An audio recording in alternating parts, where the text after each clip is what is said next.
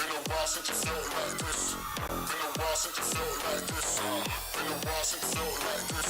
There must be something wrong.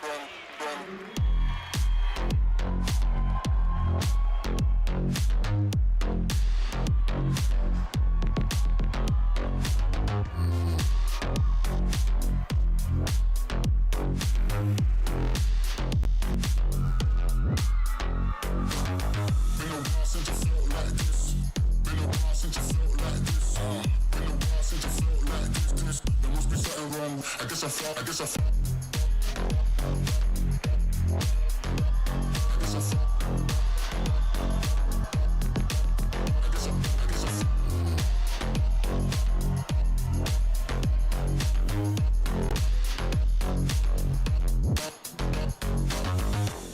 Since you felt like this. Been a while since you felt like this. Been a while since you felt like this.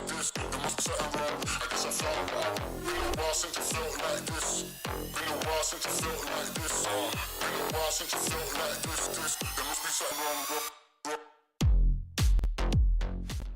Hello, everyone. Welcome to Ankara, Turkey, the final day of competition here, week number 4 on the ISU Junior Grand Prix. I'm Ted Barton. Mark Hanratty will be joining us from his home studio in Nottingham. Now, the first event of this day is the men's feet program. And yesterday in the short program, Jacob Sanchez of the United States took the lead with a brilliant program, breaking the 80-point mark. Now, that would be a good short program score, even in seniors. In second place, Shunsuke Nakamura, probably the favorite coming into this event. He stands with a 75.59. And in third place, maybe a bit of a surprise from Canada, John Kim, 71.68. And he had to skate after 2 major power outages here. He had to wait on the ice for quite a long time, but he is currently in third place. 23 entries from 19 nations. The men's free program begins right now.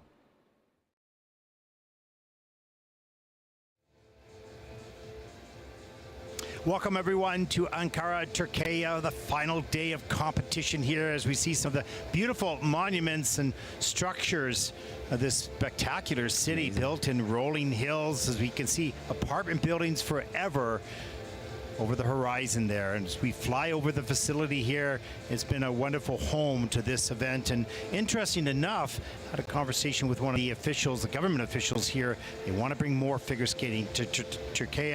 They want to get television involved. Very exciting indeed. Welcome live inside the building as we take a look at the start order for the men's free program.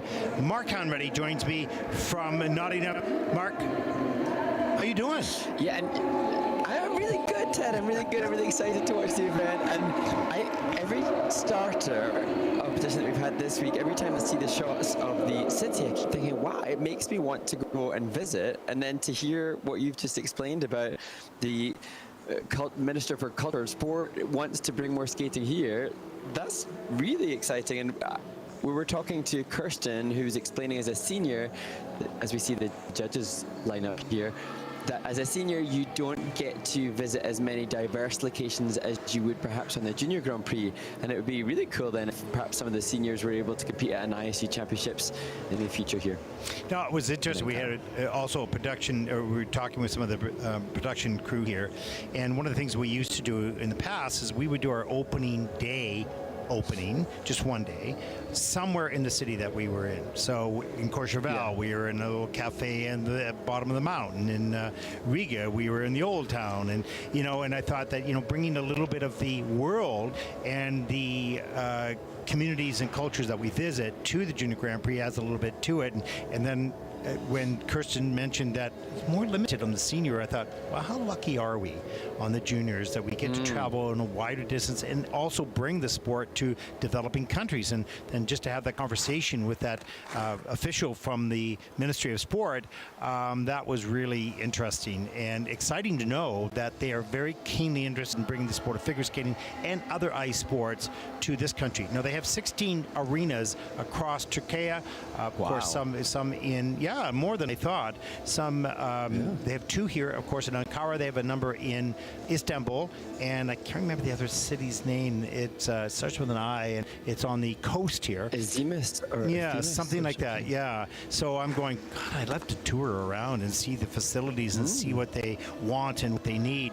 It's interesting, though, out of this facility, a number of different clubs work out of one facility, which really reduces the time and the programming to be able to develop a sort of a pathway. So interesting, different approach. Every country is a little bit different, that's for sure. So, yeah, learning lots, and it's great to be here. And I know you'll learn more when you go to Slovenia and Ljubljana, and how lucky are you to go there? And I think also in regards to the event that's taking place in Ankara, the same would stand for what happened last year in Turkey when the event took place in Istanbul, insofar as the crowd, although not massive in number, are so excitable. My gosh. And I think that's, I think of what happened in Kaunas, Lithuania, and hearing so many of the skaters at European Championships earlier this year or last season referencing what an incredible atmosphere it was in Lithuania when the European Championships took place there. I suspect, and it's just a guess, but I imagine that if a championships were to take place in this country, the atmosphere would be electric. No, I would think so as well, because, in this culture, skating is something completely sort of foreign to a certain degree, but it's also beautiful. And with a country that has so much art and history, they would see the value in this beautiful sport. I think they already do. And so I think as it is exposed more, people will become very interested and fans of it. And we've seen that happen around the world in different countries. I always use the example of soccer or football. In Canada, we were not a soccer nation or a football nation at all in any shape or form. And now it's one of the most popular sports in our country. So it can happen. It just needs exposure. Yeah, I mentioned it yesterday in discussion with one of the choreographers, Ivan Regini, and also there was another coach that was mentioning to me recently also about the desire to try to help skating transcend increasingly into public consciousness, and just to try to give skating the opportunity to attract those that perhaps are constantly in their phones. Culture now, and my generation and those younger than me are undoubtedly heads in their phones. Social media becomes a big part of their way of being. I think the hope will be that skating will enter into that realm and then attract people to the venues for the sport itself. I always sort of draw an analogy to sort of mankind being fascinated with flight, and so they created the parachute. They created the wings that a guy, I can't remember what it's called. The guys jump off these cliffs, they're crazy, and but they can sort of zoom around and fly, and skating's like that. It gives you a sense of flight, maybe in a safer area because you're on the ground, but it is an incredible sensation of which most people around the world, with all people around the world, really never get to experience. So in these countries, I think once people started to experience it, they say, wow, I didn't even know this sensation existed. So it's just exposure. That's why we have World Skating Day. Love that. Ice Skating Day. And so that is fantastic. Now let's talk a little bit about this event as we close out into the last minute. Remember, the first couple groups are going to be of a different standard because, they don't have the same facilities. They may not have skated very long or started later in life. And yet we'll see some good elements as we see a nice triple loop right off the bat there.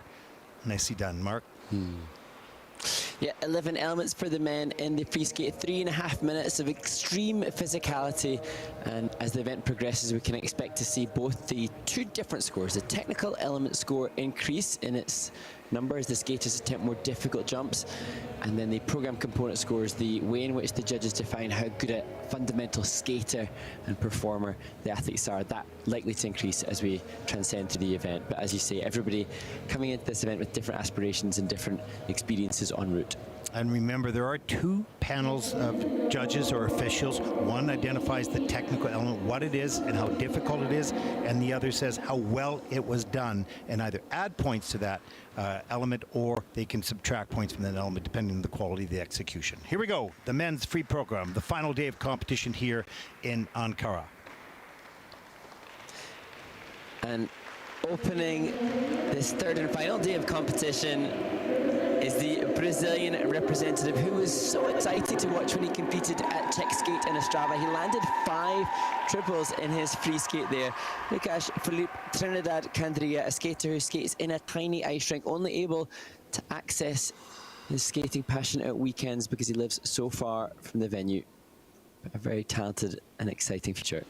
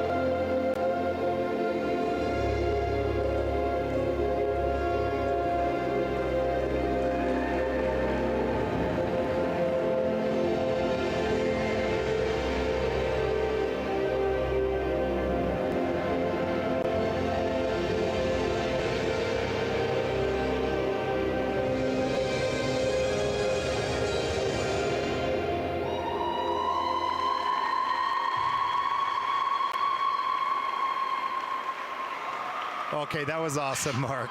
That's amazing. It's interesting because Lucaz Filipe Trinidad Candrea turned around to his coach looking almost surprised, and yet we've now seen 2 clean skates from this Brazilian skater, and you don't often see skaters skate cleanly twice, and knowing how limited his ice time is and the ice size that he has, to then skate cleanly twice with 5 triples, it just kind of blows my mind. It's just incredible. We were speaking off air as well. Okay, he's slow, this is for sure, but he's methodical and precise and tactical throughout the program, and he not only skates in a small rink, which he can't get a lot of momentum, but there's, you know, some obstacles there, and probably in public sessions. So this is remarkable to have 5 triples from a young man. He doesn't go to the United States and skates there or whatever. This is from Brazil. This is Brazilian, born and growing, and this is terrific. And I have to say, total congratulations to Eduardo Eugenio Garcia, the coach, because the technique is good. Like the triple jump, there's so much that's good about what he does. And it's interesting, I mentioned in the short program about his coaches recognizing that roller skating has such popularity in Brazil and how they want to get the support and the sponsorship to provide an ice rink that will allow them to take athletes like Lucas to world-class level, like world elite level. You almost sense that Lucas has gained some kind of inspiration and insight from the roller skaters because there are so many similarities in the sport. Yeah, that is outstanding, and so again, he's a must-watch moment. I mean, that is very special. If you're really interested in the sport worldwide, you need to watch that because that's pretty remarkable. Let's take a look at the free program scores for Lucas, and numbers don't matter, but 74.37 is his personal best, but look at that. Hand over mouth, season's best of 81.90. First skater out. That's one happy young man and coach and country and sport. We're thrilled. 118.82. Wow. Add some speed. What are the possibilities? Maybe they're endless. What a way to start. Yeah, what a way to start this competition. How exciting. Awesome. That's why you got to love the juniors. And now to the first home skater, Ege Ilter, who will celebrate his 18th birthday tomorrow. So early birthday celebrations as he is cheered onto the ice for his free skate by an adoring home crowd.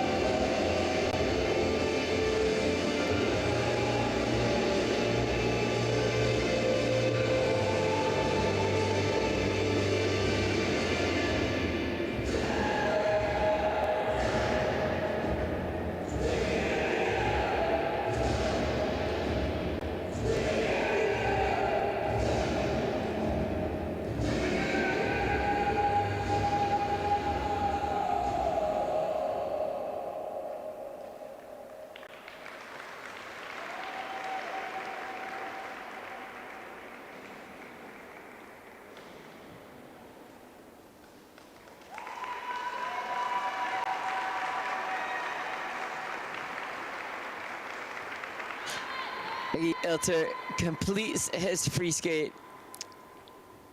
A skater that explained to me that he was working on his physical and mental ability, so mindful of the need to be both physically and mentally strong to compete in this sport. And he has a lot of physical strength. The triple salchos were so big, they looked like he could quad those jumps. Just the refinement and that is necessary to improve, but also a lot of mistakes made in terms of the grade of execution. Yeah, and I look at you can see his eyes; they're pretty focused, but also a little worried. So you've got coming up a free program which you may or may not run very often. The nice tight position in the air. In fact, he over-rotated and leaned outside the circle on that, so he had to step out, but good energy at the top. And then here, the triple flip. Again, the mechanics of the takeoff look pretty good, but not quick enough. Didn't get all the way around. Has to take the fall. Triple sal gets that done, and kind of a little, that checkout. We've talked about that. It's skaters focus on the takeoff, the rotation, but the checkout is what makes the jump land. And if you're not quick on that checkout or know when to open it up, usually you over-rotate or have to step out. And that still has to be learned here. And as you look at I think possibly the final spin, which he will lose because it was beyond music time. But yeah, interesting just to note for Ege, the two salco, I think both salcos and the axle or the double salco were in the same place in the rink, and so that just signaling that he's comfy positioning those jumps in that place. But ideally, the judges would be looking for a composition of a program that will have all corners of the Olympic-sized ice rink surface covered with elements placed in different locations. So that's another factor to consider. Young skaters, learn to do all your jumps in different areas so you're comfortable no matter what the situation, because your programs will change from year to year. Let's take a look at the scores. 66.64. That is second in the free program for Ege, with a total competition score of 103.98, and that'll put him into second place for the moment.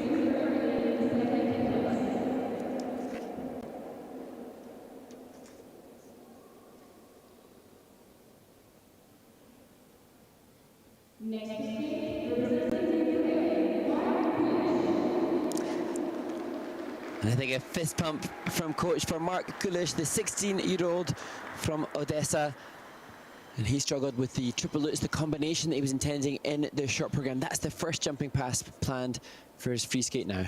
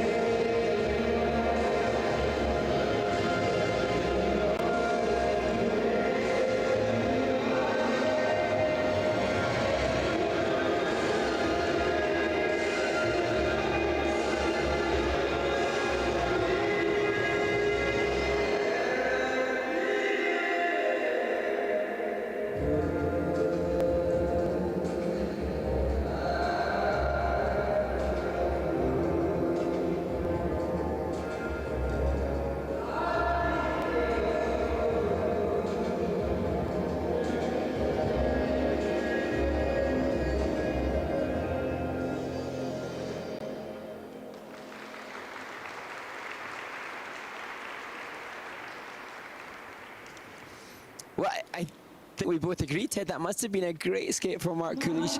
7 triples, I'm counting. And although the quality and the refinement is lacking compared to others, how wonderful to see a skater who I'm sure has had such difficulties in training be able to deliver on this stage. Well, who is very centered in his takeoffs and his rotation position and had great success technically in this program. There's a lot of polishing. There was the triple Lutz, good running edge on that landing. Oops, a little too far forward on the double axel, but we see this triple flip here. Euler, triple Salchow. He's working really hard, but he's right on top of his feet. He's balanced for the most part, but there's a lot of polishing to be done here with the positions and the arms and the hands, and he gets a turnover there, which is a feature. Grabs a blade, which is the feature, and then he changes his foot. And we don't see the second half of this, but you can see that toe pointed up. It's another small item that you want to polish up to finish the body element. It's double axel, but technically or physically at least, that was a great success for Mark in the free program. Yeah, and I'm just looking back at some of his results, and he's had high 80s, some low 90s at some smaller internationals, but generally high 80s. So this is going to be a big PB internationally, and I think now, I suppose for Mark, it would be what can he find for inspiration? Can he look at somebody like Ukrainian skater Oksana Bayul, who had that refinement, who had that quality of skating skill movement? It'd be great if he could find something or someone that motivates him to work on the skating skills to enhance what is already some competitive strength mentally. Well, as we've already talked about, if he can say, okay, now I'm understanding the technical aspect of good, but I've got to spend time on details. If he, first of all, makes that an admission and understands it, okay, now what do I have to do? And then the coaches work together. Well, let's put ballet classes together, or let's put stretch classes on ice, or whatever the case may be. There's all sorts of different things you can do, and he spends time and effort to fix that up over the next year and a half. We'll see a completely different skater here, and already good physically. He's a good athlete. Just needs to polish up some of those details. And this is a great performance for him. I mean, this is going to be close to 90s, and so I think he's going to be pretty happy with this, and so he should be. We already see that in the Kiss and Cry right now. And you know, we saw with the Brazilian skater as well, now followed up by Mark. It's so amazing to be able to go out and deliver a reflection of your training. And as the event progresses, we want to see all skaters skate as cleanly. So true, so true. These are like personal bests for both these skaters. And that's the first 2 out of the 3. Let's take a look at the scores. What's he expect? We'll find out based on his facial expression in just a moment. He's wondering, what will it be? What am I going to get? I'm hoping for this, but I'm expecting that, and it's a 93.97. I don't know. What do you think by that expression? I know he's had 107 at Ukrainian nationals, but as we've talked about before, sometimes a domestic event is different. Yeah, 134.20, so he kind of has a poker face. Like, you know, it was hard to, oh, look, he's got the coach. Okay, there you go. Nicely done. Good program. Good finish to this competition. Congratulations. And now to 17-year-old Dmitry Rudenko. He said that he's been training hard since Ostrava at Czech Skate, the Junior Grand Prix, a fortnight or so ago. Eager to showcase improvement here.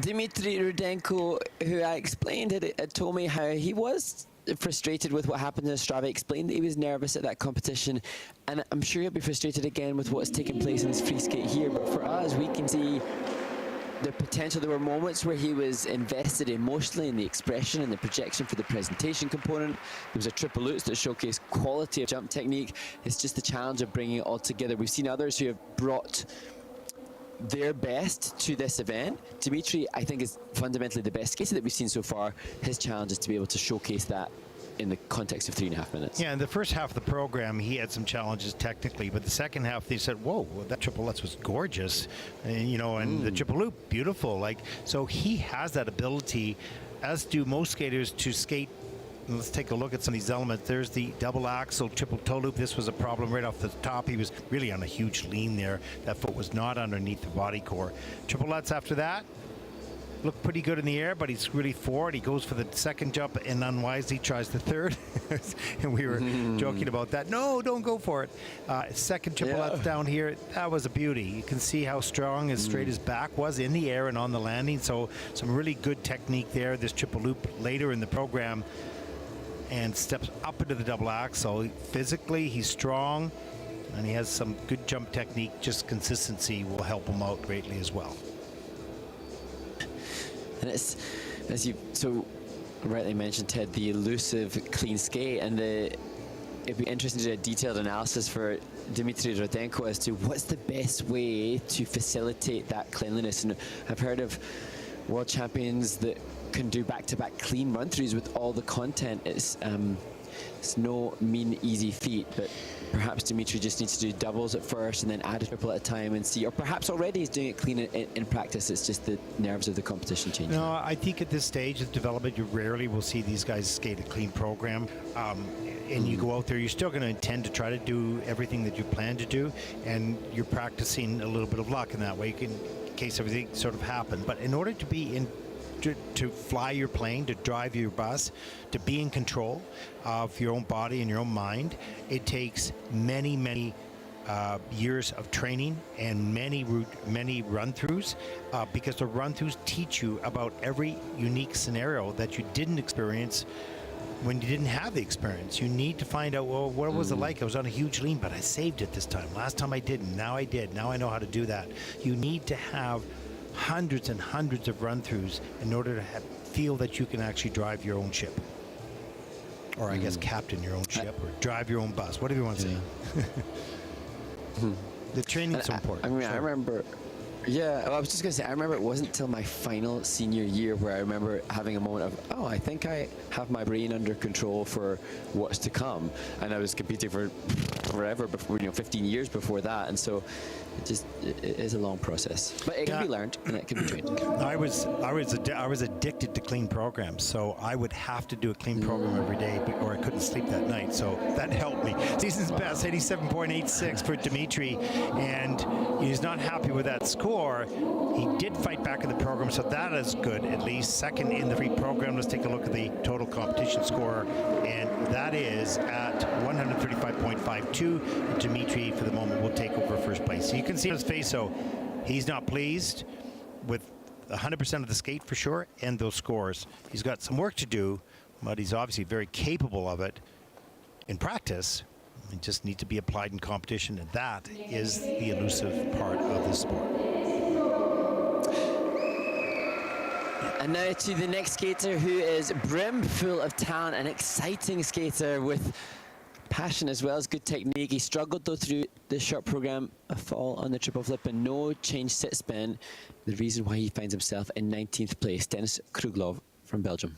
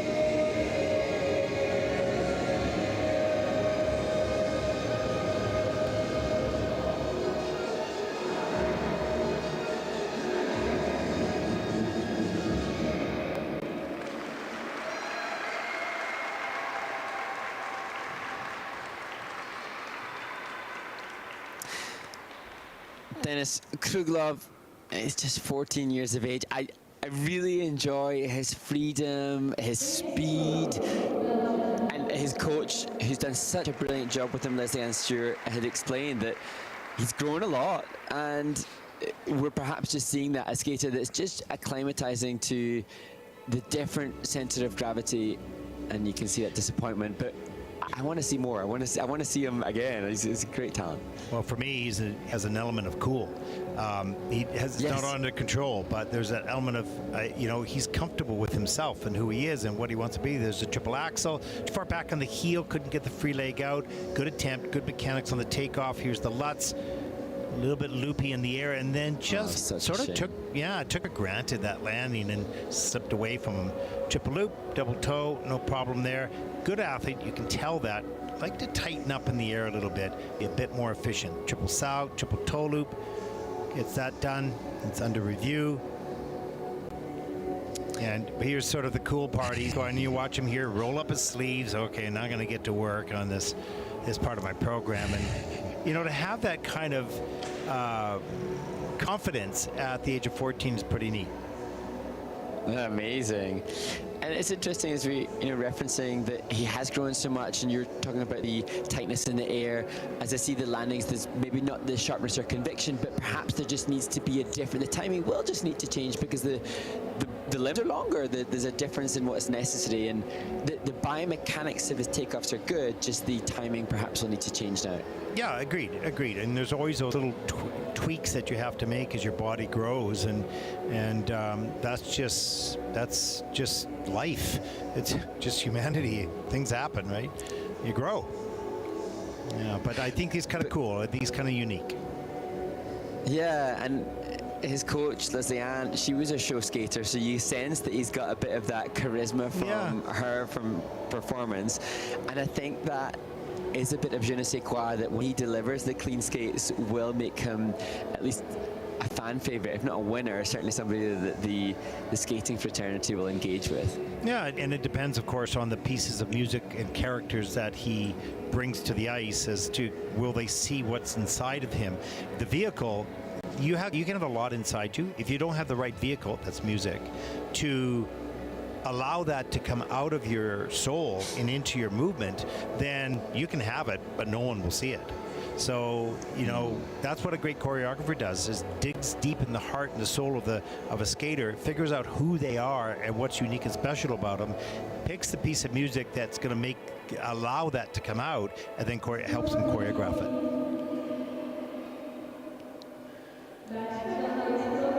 Free program score 105.22.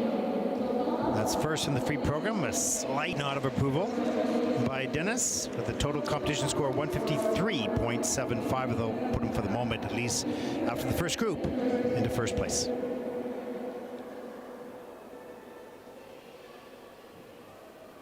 You can see the difference, 153 to 135, so a significant difference in quality of skating and composition of the program, and success as well.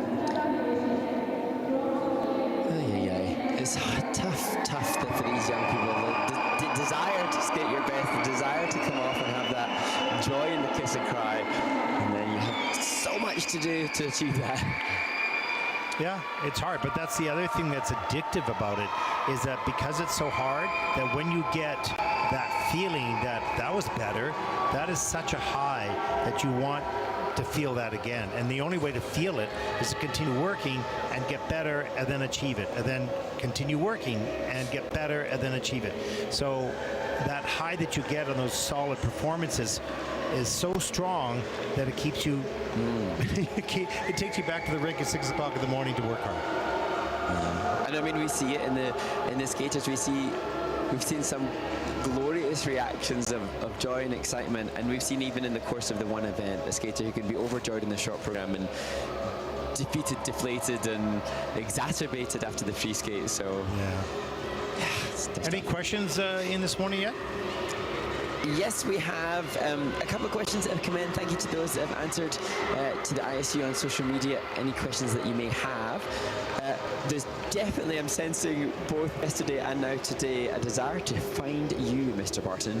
Where can I find the speakers in Ankara? So that's from @SarkAlispa.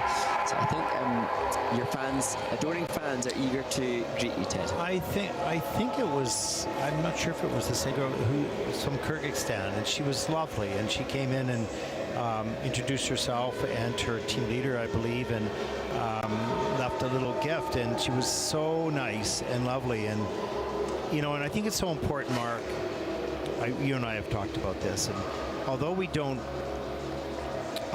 it's uncomfortable for us to have the attention that we do, and I'm kind of an introverted person, people may not believe that, but I am. I'm comfortable with it because it's not why I do it. I do this because I was a junior. I was a skater. I know what these kids felt and feel. I was a coach. I am a coach with all these skaters as well. And so I want to help that, because at times in my career, and you've mentioned this in your career, the help wasn't there. And so if we can be part of that, and it's great that people like what we do, and we thank them for their attention, but sometimes it's uncomfortable because it's about them, it's not about us.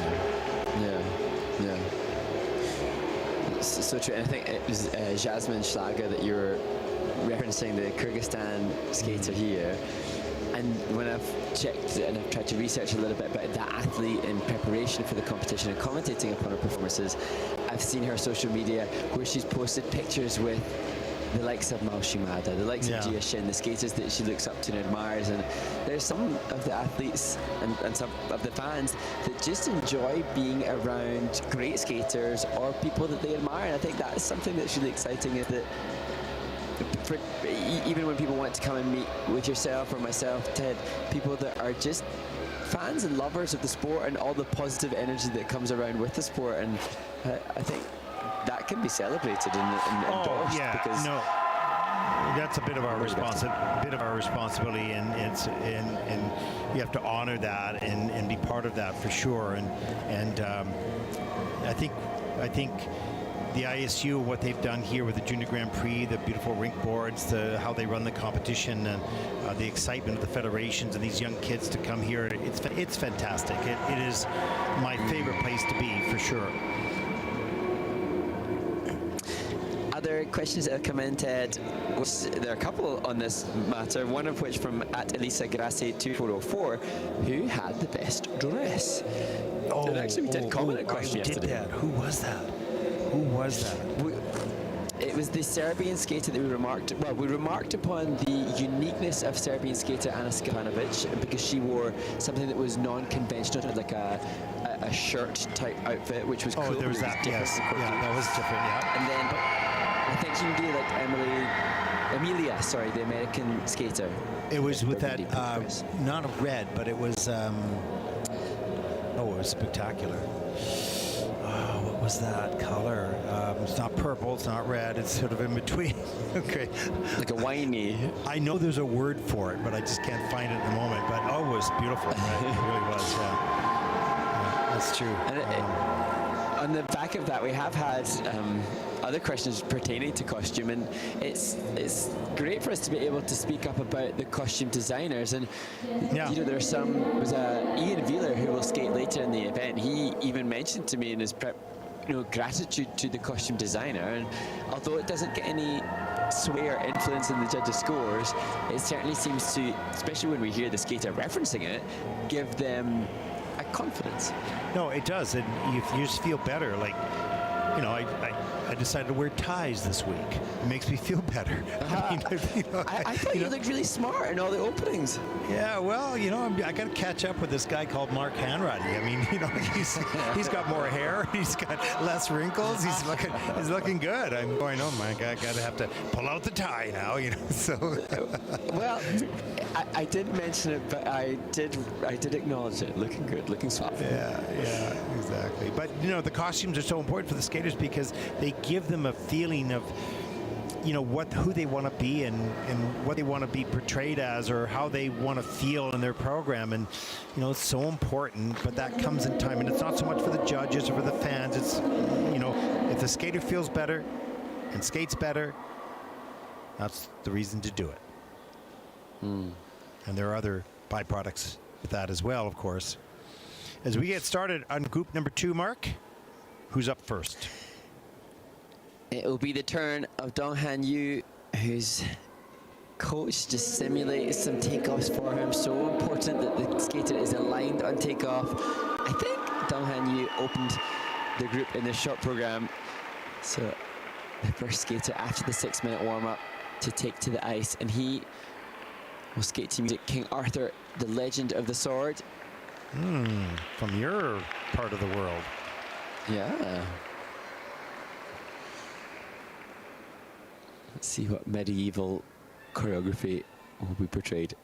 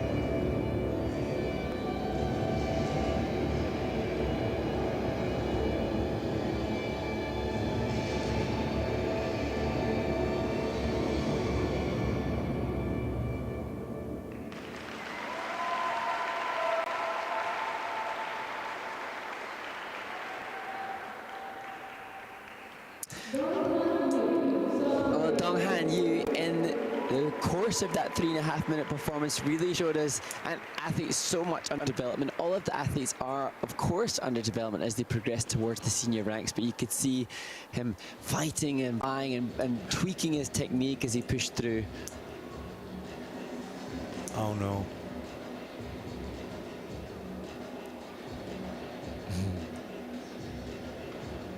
Just chance to see the closing change sit spin coming in at level 2.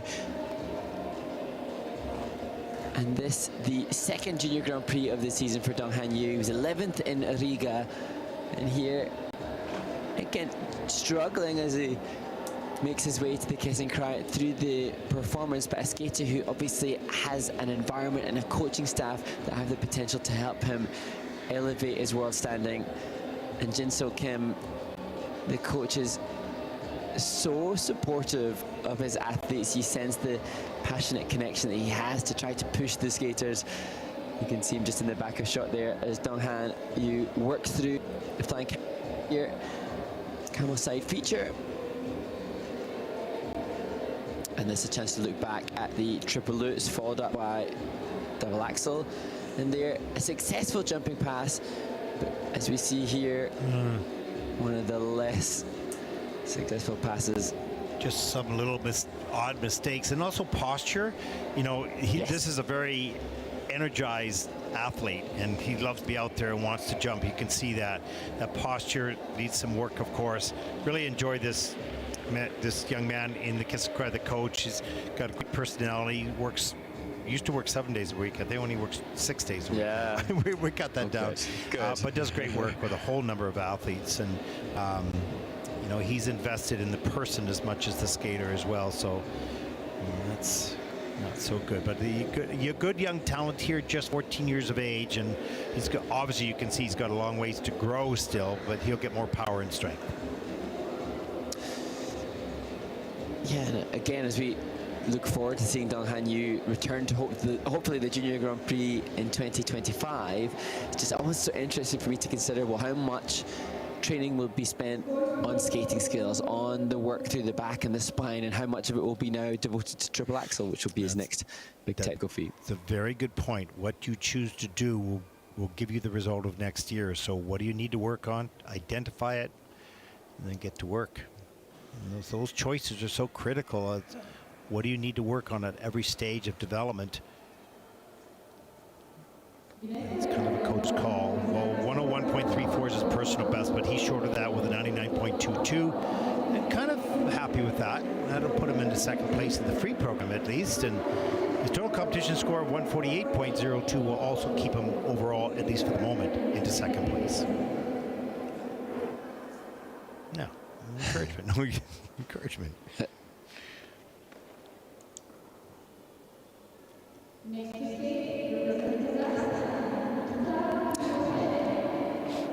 And now to the skater representing Kazakhstan, Nikita Krivosheyev. Solid skater with some impressive extension on the landings. He had a problem with the triple lutz in the short program, and that he hopes to start with in his free skate.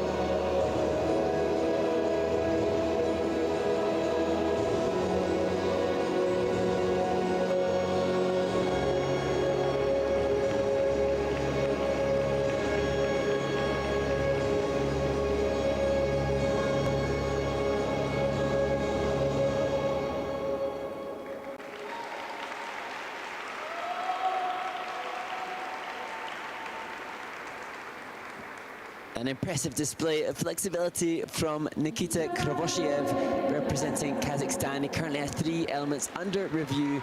But on the whole, I think he'll be satisfied with a better performance than in the short program, Ted. Yeah, no question. He got a lot of his technical elements that he wanted to achieve done in this free program.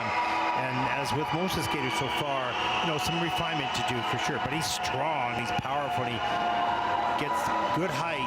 Not very efficient in the air. Those positions we'll see here, a little loose in the legs. That was actually his best jump of the program. But take a look, young skaters of the air position, the legs are apart a little bit, and a little bit of a wrap free legs. So you want to keep the ankles tight together. But he managed to get up with that double axel with no speed. And the triple sock a little bit later.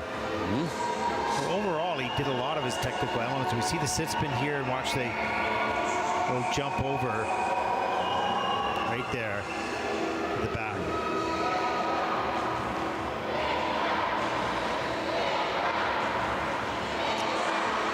I didn't count, but I think he was going for 8 rotations in that upright variation.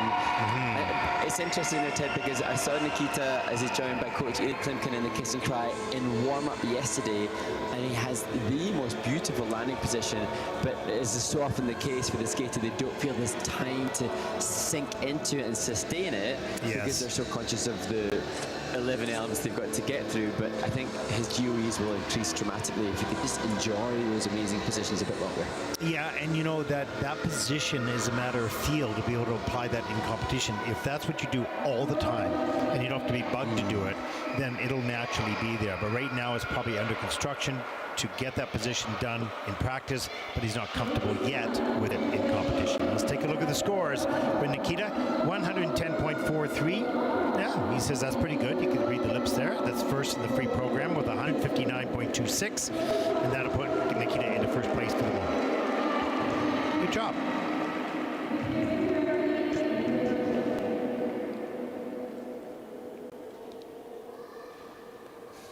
And up next, guess who? The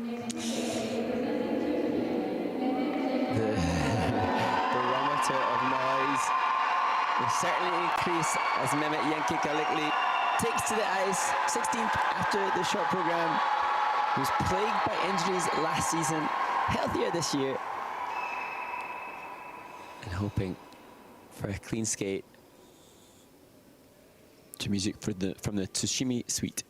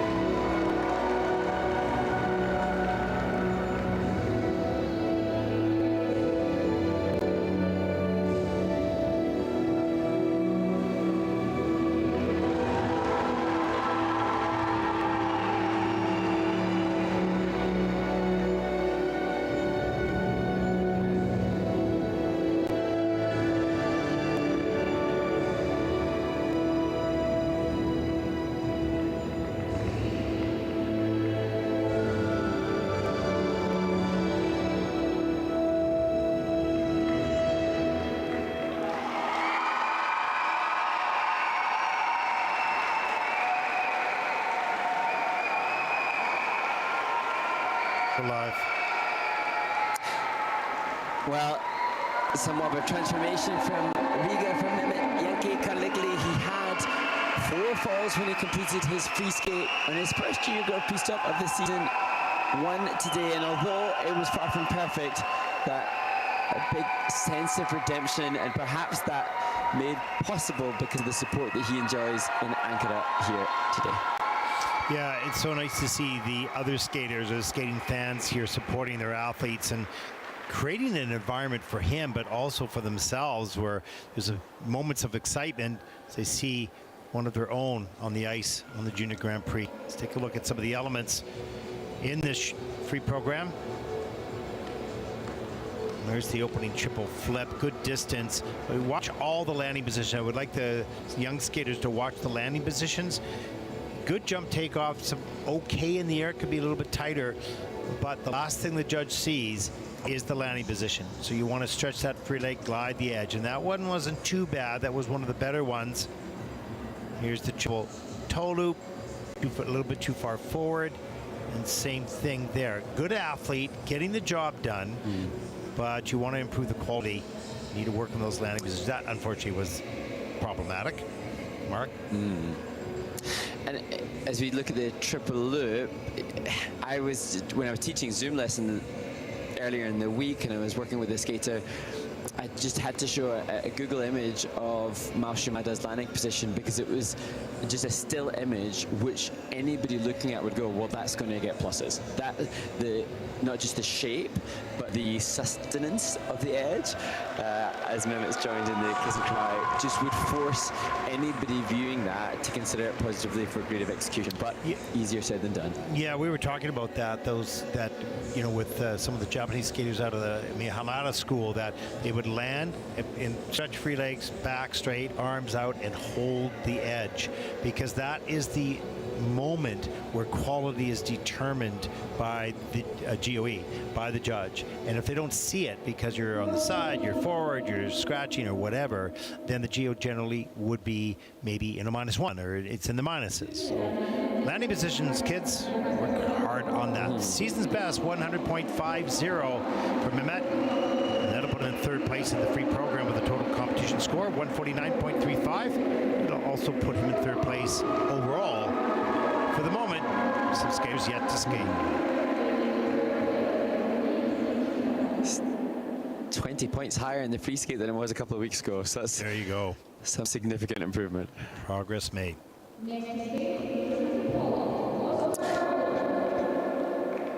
And now to the 15-year-old Oscar Oliver, a skater that relocated recently to a new training base.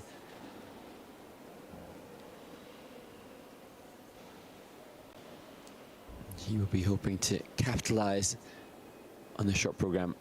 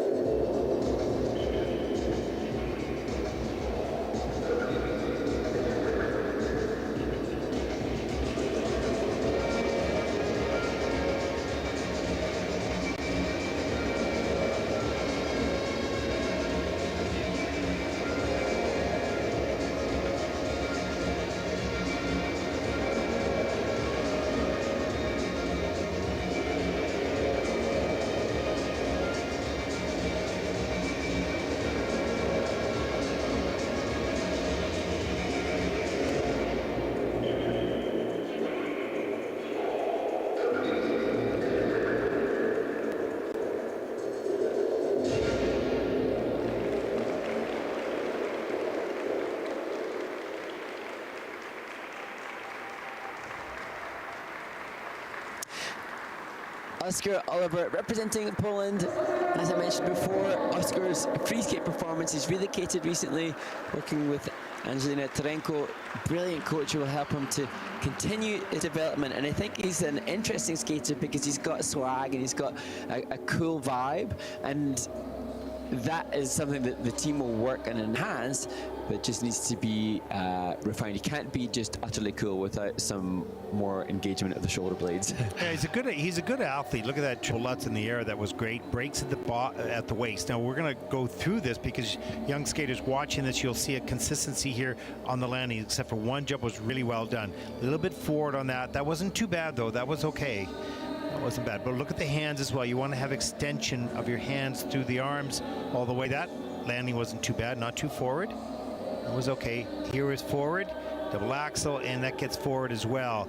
And you can see the overall impression of that. He's struggling through that. So, and I think it was this one here. And that was a little bit better on that landing. And that straight and strong back so important. And your hands have to be part of your arms extended on your wrist. If they're dropping down, and then they're kind of breaking the line. And for the judges, their bullet points, their criteria for giving a better grade of execution as Angelina joins them in the kiss and cry, one of those is an effortlessness. Yeah. And conversely, for the skaters to look effortless, they need to engage all of their spine, all of their fingertips to make it look so confidently open, and yet the effort required to do that is huge, and yet it makes it look more effortless. And also that's the difference between juniors and seniors. We've talked about that. When you watch the seniors and it looks a lot easier than it does for juniors. Well, that's the juniors are at a stage of development. We say this not to be critical, but to be analytical as what stage the athlete is at in development. And it's a long process that takes many, many years, and the small details are probably physically the easiest, but psychologically the most difficult to do, because you as the skater don't see it, you have to feel it, and that can take time to learn.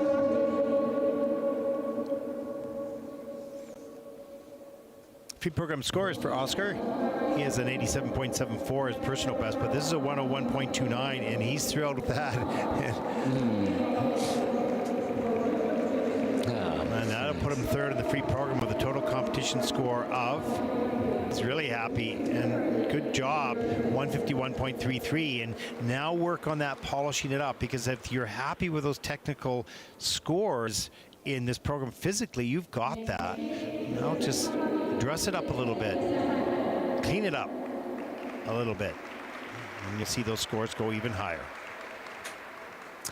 And talking of scores going higher, this skater, Aleksei Vlasenko, achieved an ISU personal best in the short program 2 days ago, hoping for a personal best free skate now.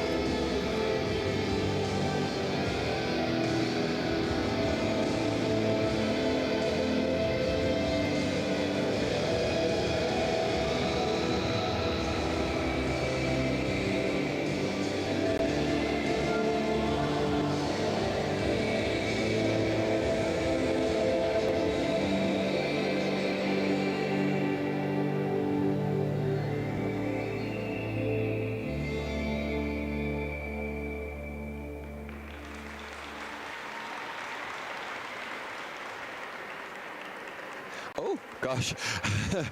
Aleksei Vlasenko really taking a tumble. So exhausted at the conclusion of this free skate, but a free skate that I think will be able to add a personal best internationally too for him. He had the personal best climbing over the 50-point marker in this short program here a couple of days ago, and now looking to see if he can get over the 100-point marker in the free skate with that performance. Yeah, he landed a lot of the elements that he intended in the program to a better degree.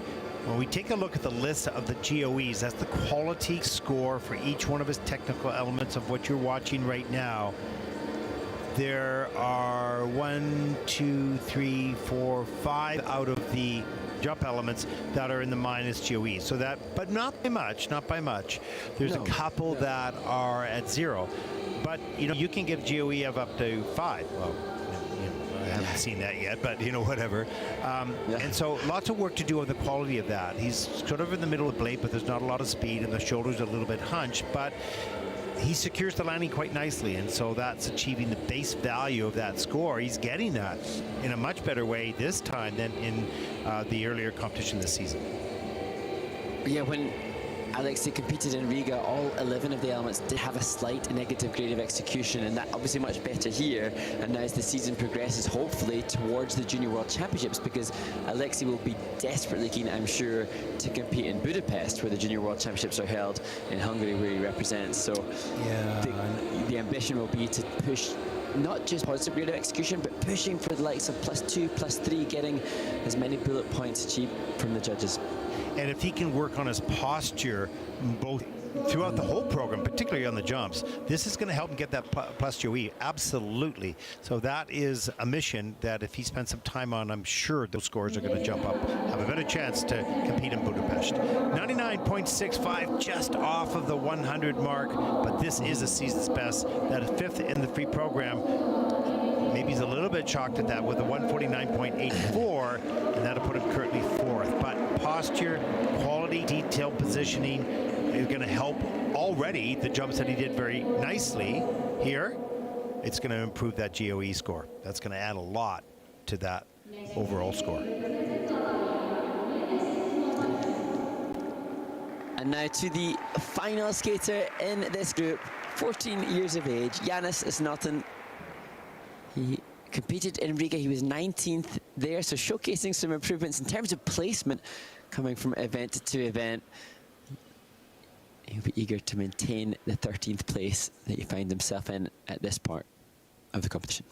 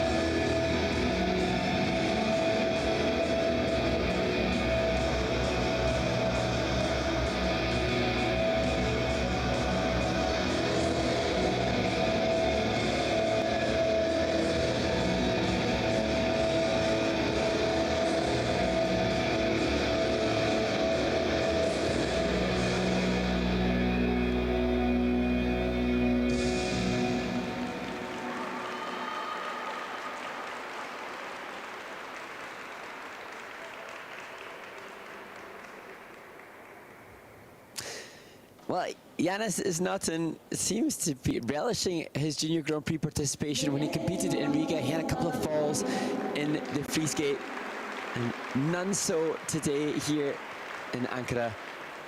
Yeah, you know, this was a great skate for this young man. I mean, lots of polishing to do and posture work and all that kind of stuff. But from a technical perspective, he was on his game here. We'll take a look at some of the elements. And I think he's going to beat his personal best score by a significant amount. And hopefully he's going to be happy with that.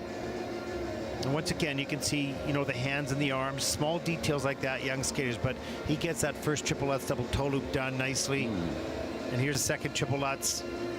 In position, you want to work a little bit more in the position in the air, but he's strong, determined, right on top of his foot on that landing. That was well done. And same thing with the Salchow. You want to keep the head up, arm stretch, back straight. Lots of areas to work on which are not that fun to do, but if you want to get those PC scores or get the GOE scores, you got to do the work. But boy, did he ever perform tremendously in the technical element category. And when we were talking about in the program component scores, his choreographer Katrina Schuberta was saying how pleased she was with the way that he did perform in Riga, because it was his first major international event, and now he's come out, he's skating more cleanly. So this is, again, like we've said with other skaters, the benchmark. This is him setting a real reflection of where he's at. He's done a fantastic job in showcasing that. Now the work continues. Look at that smile on his face, and this was a great skate for this young man. He's just 14. I mean, at the age of 14, I remember back, I would never have been able to do what he did. So this is remarkable already. And when we comment about those little things to fix up, that's a pathway that he'll need to travel should he want to be in the top 3 of juniors, should he want to transition into seniors and make a European championship. Those small details will have to be fixed up at some point. And the earlier you sort of get going on them, but you can't do everything all at once. So that'll be just a process. True. Let's take a look at the scores. Remember, 81.11 is his personal best, and this is the 97.91 seasons and personal best, and he should be very proud of that. Yeah, it's like, is that my score? 7th in the free program with 148.35, and that puts him 6th. Good job, Janis. Well done.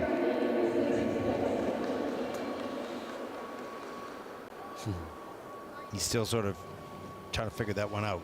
Here we go. Yeah. So we're at an ice resurfacing now. We've got some videos to play back for you. What's on the list there, Mark?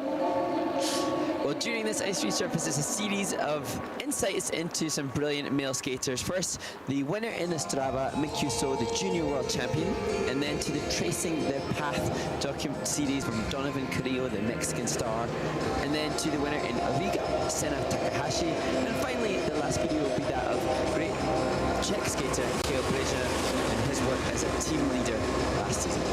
We hope you enjoy it. We'll be back right after this.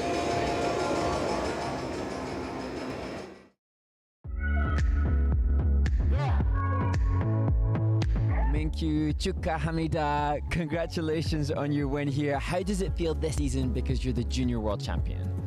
이번 주니어 그랑프리 대회가 더 떨렸던 것 같은데 그 이유는 시즌 첫 대회라서 이번 대회가 더 떨렸던 것 같아요. And you were third after the short program. Did that give you a little bit more pressure coming into the free skate? 오히려 3등을 해서 더 마음 편하게 프리 프로그램을 했던 것 같아요. Okay. And now 2 years ago, you came to this arena and you were 4th in the event. And last year you went to Gdansk and you were 3rd. So is your goal for the next event to go to Gdansk and take the title? 한번 해봤던 경기장이기 때문에 더 긴장하지 않고 잘 할 수 있도록 연습 많이 할 것 같아요. Fantastic. Now, we're just keen. We've watched how brilliant you've been, both at the Junior World Championships and again here in Ostrava, and we're keen to know what goals you have for the rest of this season. 이번 시즌에도 열심히 운동하면서 팬들께 좋은 모습 보여드리고 싶어요. Fantastic. So, 축하합니다 and 감사합니다. Congratulations and thank you, and we wish you all the best for the rest of the season.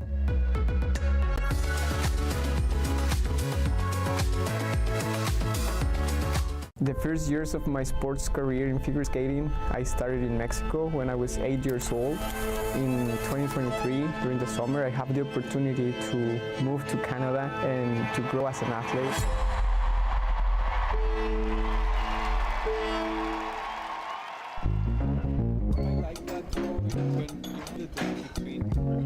Hello everyone, I'm Donovan Carrillo, Mexican figure skater.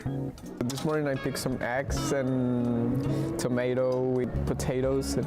So the schedule for today, so after breakfast we have a practice at 11:40, and then after that we'll probably just do like a quick cool down of a rink and Donovan can stretch. I came downstairs to have breakfast, but I forgot my key inside my room. This happens very often, honestly. It's like a routine, basically. Hi again, can you help me with one room key? I forgot mine inside. I'm usually, honestly, when we travel together to competitions, I sometimes feel like the parent organizing him and keeping him on track, keeping him organized. He likes to lose stuff all the time and forget things, lose his hotel keys. It's very, very standard for him. At 4 Continents in Shanghai, I had 7 keys, 7 room keys, because I always have to ask for another one. So now it's just time to wait for the coach to come downstairs, meet us, and then go to the rink.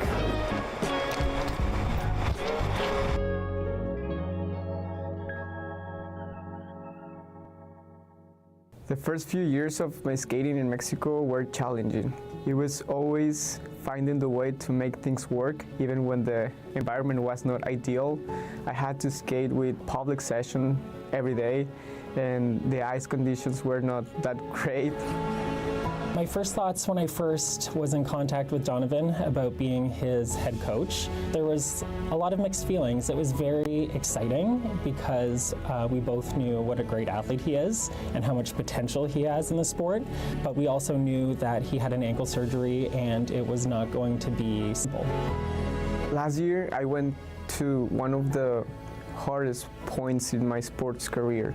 I did a surgery on my right ankle, and this was tough. I was so afraid of surgery. I avoided to do it for so many years. When I first had the surgery, it was, of course, hard. Skating, it's a routine in my life. It was something that I do more than probably sleep. My training and my life, it's built for skating. And when I didn't have that, it was like, what do I do with my life now? I'm just grateful now for being here, competing at world level, and achieving more than I could never imagine.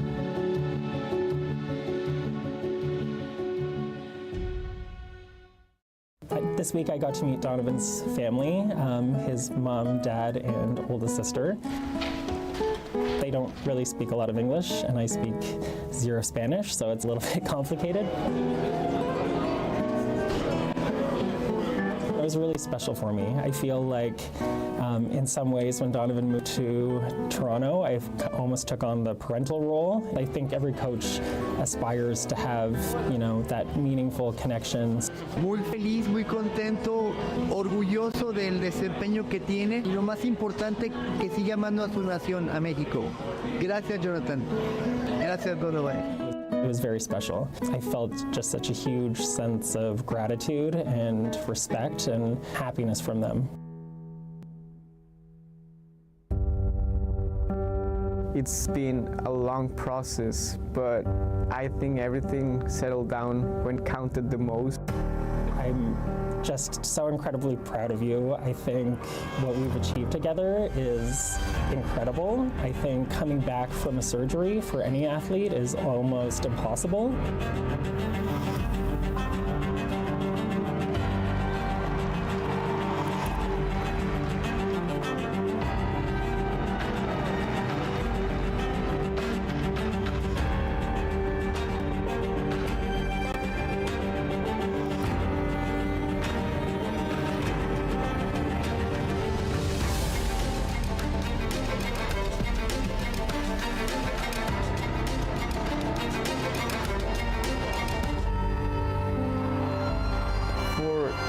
Young skaters in my country, sometimes we're just afraid of trying, and I want to invite you to try. And I'm pretty sure that many people are lost and they don't find their passions because they don't try.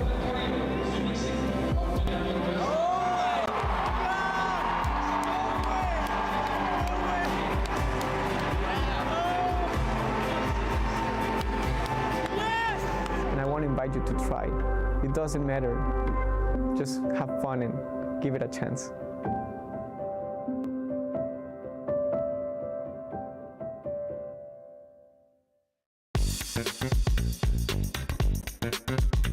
Omedetou gozaimasu. Congratulations, your first Junior Grand Prix, your win here. How do you feel?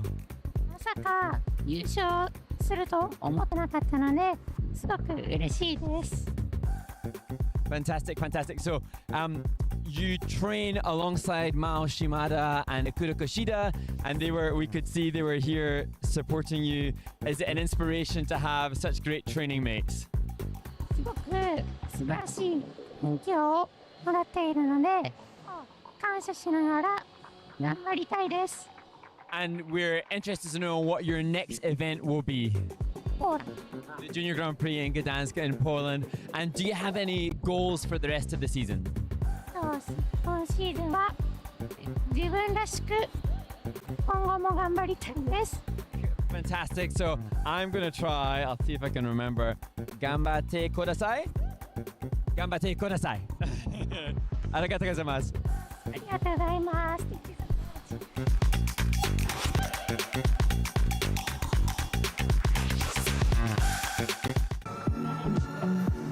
Oh yeah, he did not hold back. He did not hold back. I like that.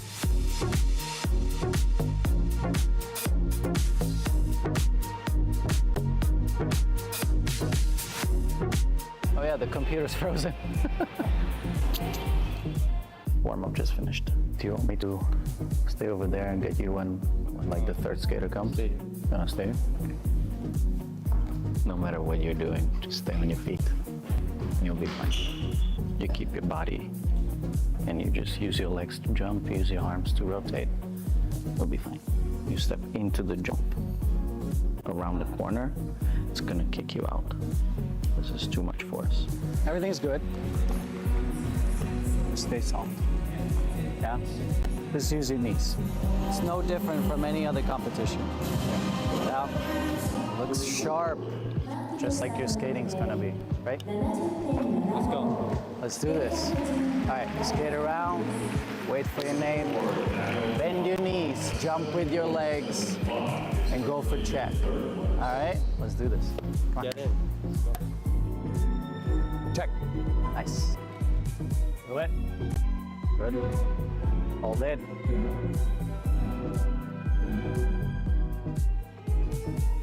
Oh, speed up, speed up. Lutz was super nice. Probably the best one I've seen from you in a while. Yeah? Yeah. All right. Good. Good start. Yeah, I like it.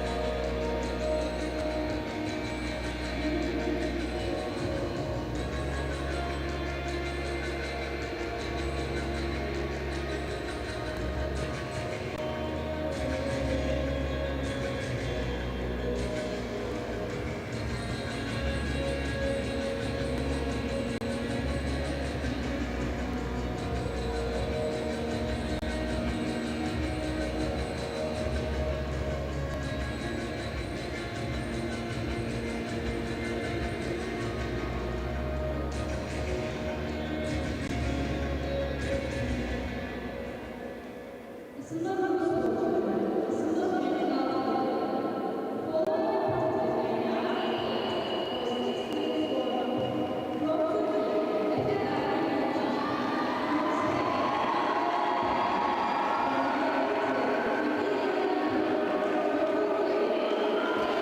back, everyone, to Ankara, Turkey.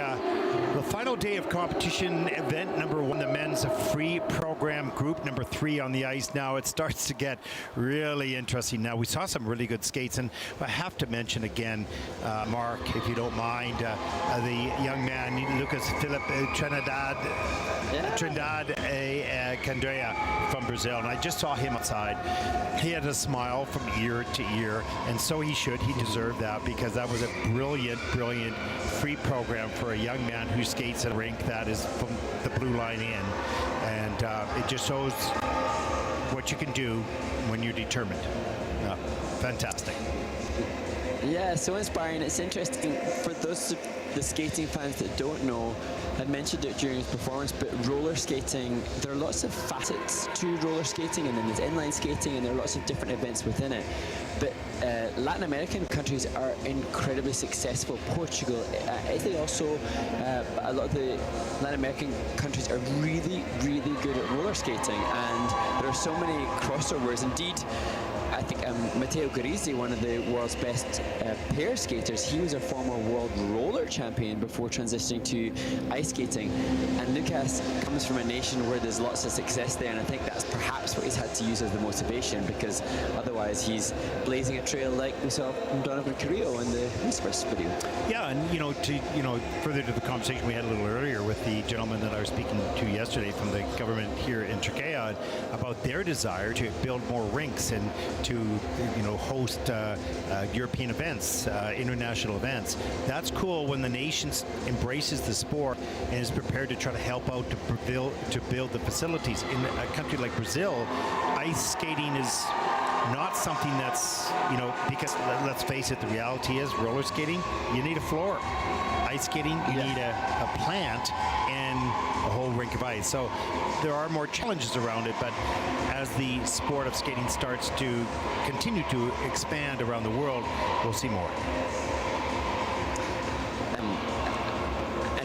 Not wanting to move on too quickly, because I think it's a really important point you've just made, but I've just had something interesting come through, Ted, that I think you'll be humoured by a little bit.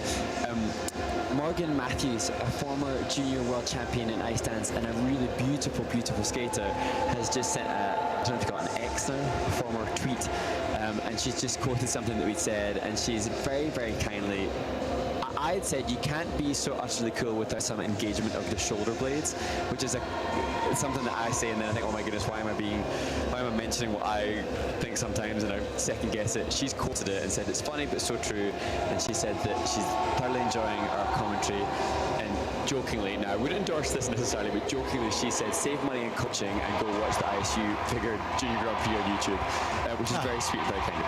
That's awesome. That's a nice comment, and it was interesting. I had another judge from Canada was mentioning to me today, and she's broadcast for years and years because we covered in Canada and the Junior Grand Prix.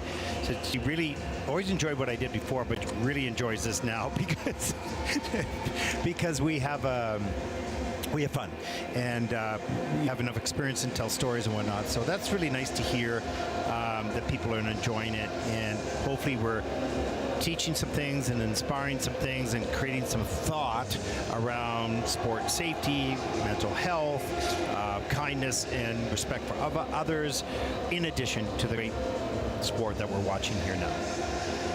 Well, it's interesting that you mentioned that, because Morgan, this former world junior champion in ice dance that I mentioned, who said to tweet, or this X, she actually is a real advocate of the mental health in sport, and also, from memory, I believe a skater who has been quite vocal about some of the challenges that elite athletes are faced, and some of the perhaps, what's the best choice of vocabulary here, but the challenges that people who are solely fixated on a competitive result will put towards their athletes. And so it's good to hear from her, and as we did with Kirsten Moore-Tower, it's good to hear of really elite successful skaters who are using their platform and their voice to promote a more mindfulness of the humans. Yeah, I think the world is beginning to change a little bit in that area. I do think that if you're happy in life, it's because you're surrounded by positive people, but realistic. You have to be realistic, but you need to be positive. When a bad thing happens, you can present that in a non-mean way, and with a possibility to get past it. All positive possibilities in life. And I think if you're surrounded by that, you can live a happy life, and therefore your mental health is, less of a problem because you're a happy person. And I think that's one of the things that we're trying to do, of course, and we hope we'll do that on social media as well, is encourage the generation. We need to be realistic. A bad skate's a bad skate, bad technique is bad technique, or, writing. But how we say things is important. And hopefully we can help change the narrative around all that. Not us, but everyone. I mean everyone, not us, but everyone. Yeah, and wherever we try, and Kirsten's mentioned because she's with us, and other guest commentators that have joined us, and Morgan Matthews, and if it's continually popularized, then it will negate the space for abuse, because abuse happens in sport. Again, if you're talk honestly, abuse does happen in sport. Nobody wants that to happen, but it does happen, and so I don't know if it'll negate it. It will reduce it, and that's the best that we might be able to do, and hopefully we can contribute to that. As we move on in the free program here in Ankara, the last two groups, and it's going to get exciting, that's for sure. Mark, who's up next? Well, exciting. It may not reach the fever pitch noise after this performance, because it will be for the home skater Efe Ergin Dincer, 18 years of age.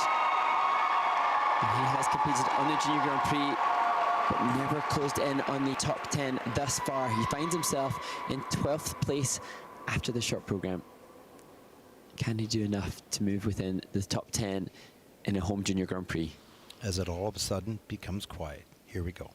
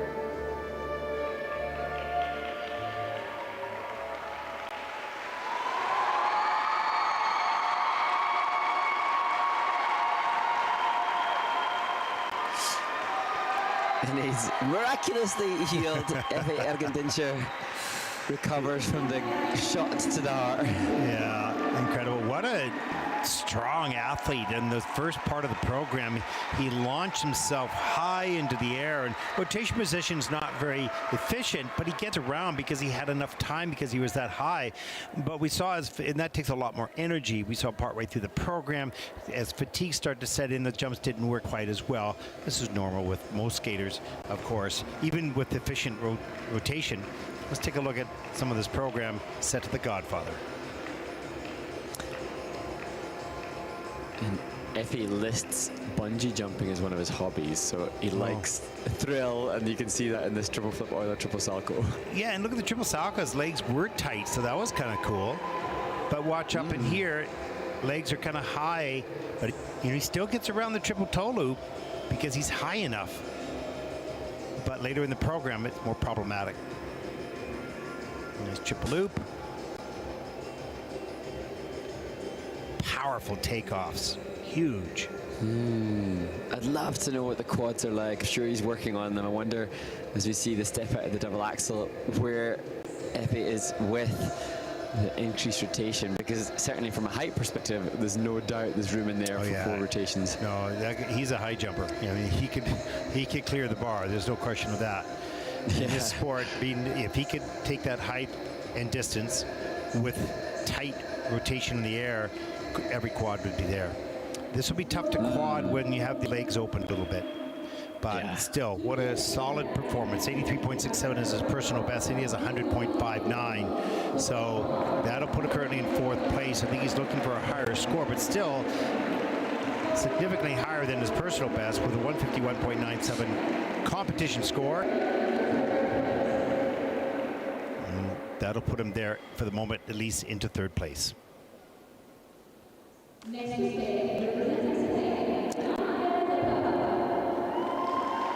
So from a Turkish skater to the Spanish representative in Ankara, Andre Zapata. I understand, using the same program as last season, 2nd season with the same program, but hoping to showcase increased difficulty this year.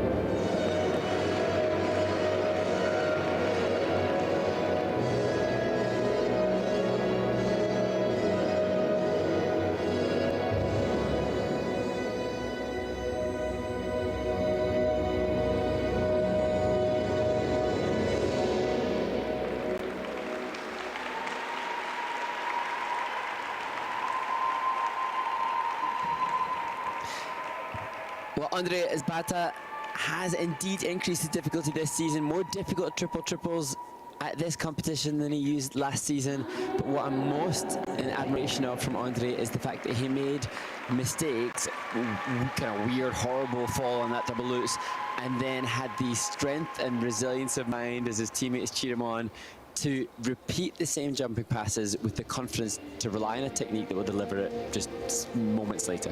And we've talked about this in the past, that ability to park a mistake and move forward. And he simply knew that was just a weird mistake. He was so determined. We'll take a look at this.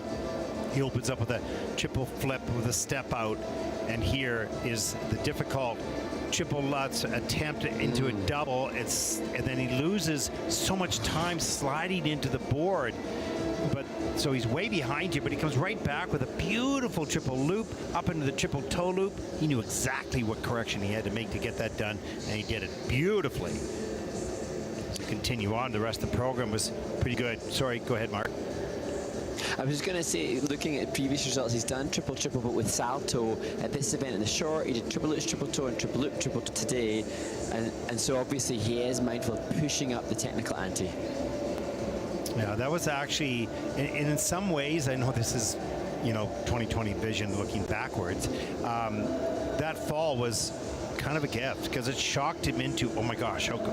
And then he got better from that point on. Like he was on a mission to get back on track, and he did it quickly and he did it efficiently.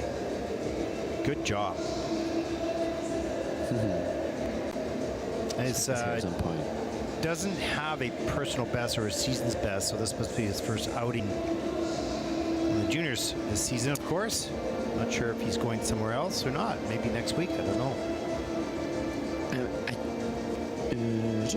No, he isn't listed to compete at any of the other events on the Junior Grand Prix. Last year he did the Coup de Prix and he managed 103.4 at that event, but that was in March at the very end of the season. So this obviously at the start of the season, anything close to that will be a good benchmark to springboard from.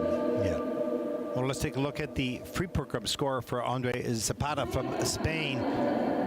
A 99.54. That's a pretty good score with a nod of approval from coach. And that's 7th in the free program as he claps as well. Total score of 151.05. Now the smile appears. And a feeling of relief and pleasure, that's for sure. Wow, great job. Good comeback.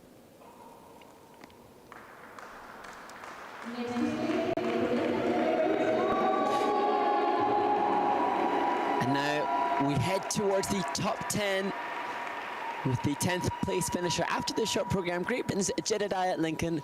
He managed that result despite a pop on the flip. It was a single flip in the short program. He may include triple axels on his planned program content.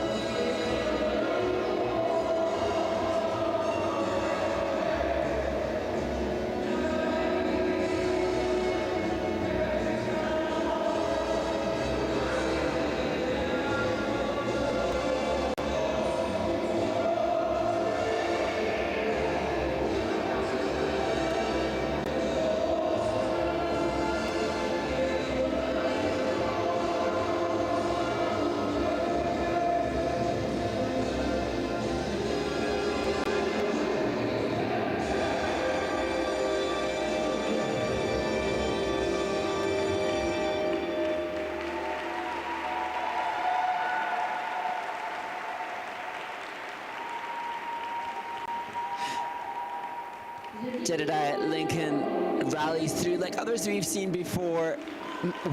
Although that was a difficult skate and the two falls on the Lutz and the flip early in the program, what we can see at this stage in the competition though is increased skating skill, more flow, more glide, and whilst the jumps weren't successful, the quality of the jumps is improving as we head through the event.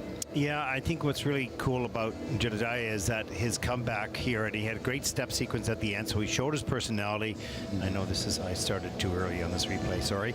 But here you can see the fall, and that was hard. Okay, so he gets up off of that very quickly, which is good, but this one was more problematic because he's sliding across the ice and having to fight to get his balance. So now he's had two big errors, but comes back down, triple flip, even though this was a bit of a weird double toe loop. He's back on his feet, feeling a little bit more comfortable, then delivers a nice triple loop, double axel, fight up into the double toe loop, so he's back on track, fighting his way through this program. And here's some of the step sequence, and this was awesome. He was feeling good here. Wow, spinning move on his knees, and really started to get where he wanted to be at the beginning of the program, but that's part of the challenge. And the great news is he fought back and found his way out of the forest to the path. Former world champion Javi Fernandez joins him.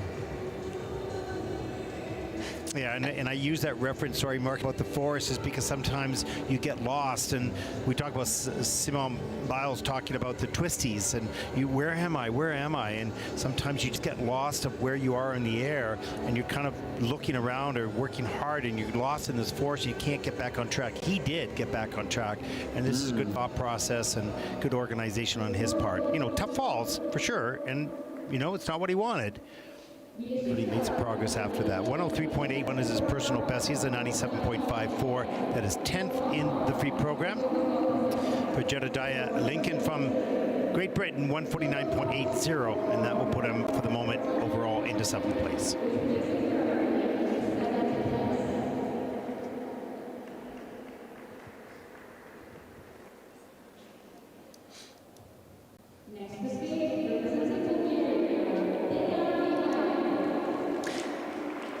And now to Deyan Mihaylov, representing Bulgaria, a skater that had an almost clean skate, but no change sit spin, which is a relatively easy mistake to make. And he will be hoping for more cleanliness in the jumps in his free skate, along with the 3 mandatory spins as well.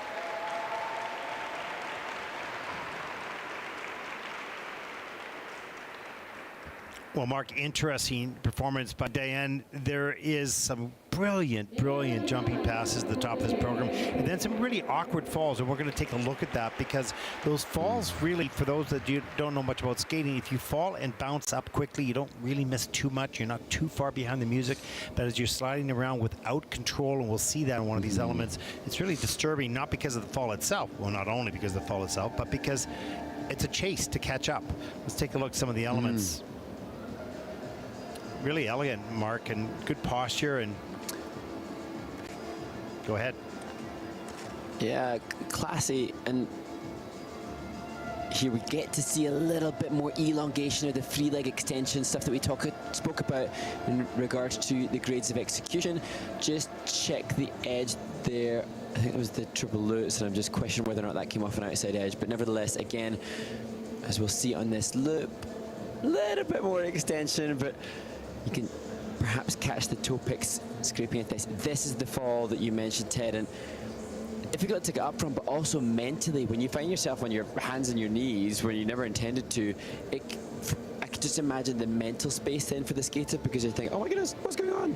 And then to regroup in a split second is incredibly difficult, to say the least. Yeah, exactly. And the question goes, did I just lose control? Because you're out of control on a fall like that. But, you know, he did pretty good to come back and the rest of the program. But boy, is he ever a tidy skater, efficient in the air, good jumper, lovely extensions, and all the things we talked about in the earlier groups about polish. This young man has that. He already has the polish. So it's a matter of taking those elements and producing them consistently and increasing the difficulty as well. And we'll see this man climb the ladder. He's currently in what, ninth place after the short? Let's see where he is. Yes, he is in ninth. Yeah. And let's see what this free program score is. His personal best is 86.95. He's going to beat that by quite a bit. And that just a good demonstration of his qualities. There it is, 102.22. That is third in the free program with a total competition score, as they look on earnestly, with a 155.19. There's a small nod of approval, and that'll put him currently in second place. He has bigger aspirations and certainly has the abilities to meet that.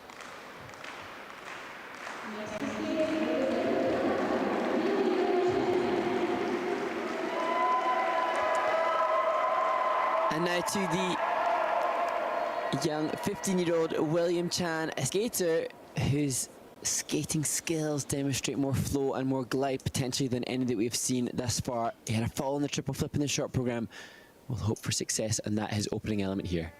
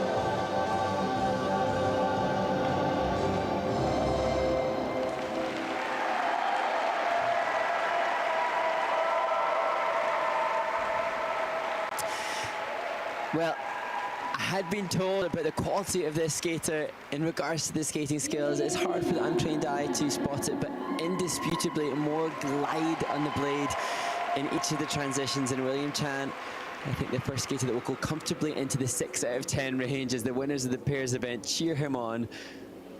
Ringside.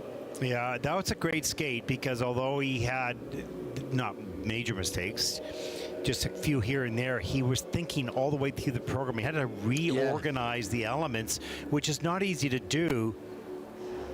Opens with a beautiful triple flip, triple toe loop. It's nice and clean and clear.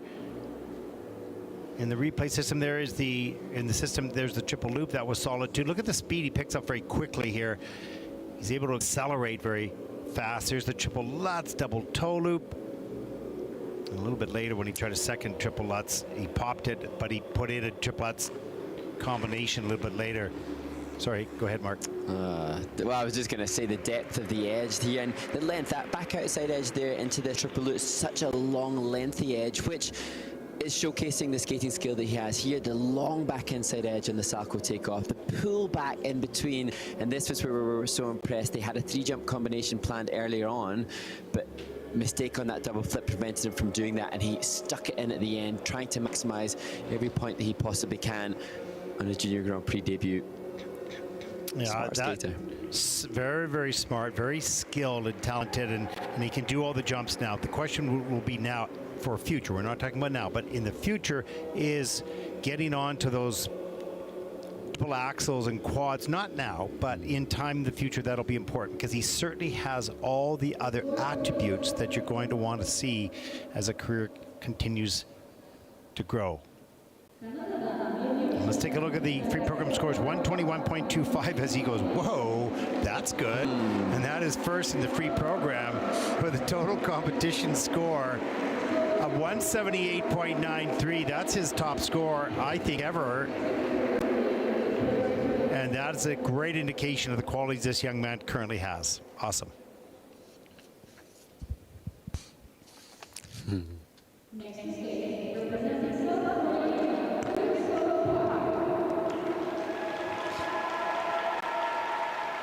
So it was a Korean skater who won the women's event yesterday. Can Hyunseo Park, if not win the event, push towards the top 60? Will be eager to move up from the position he finds himself in after the short program of 7th, the top ranked skater in this group.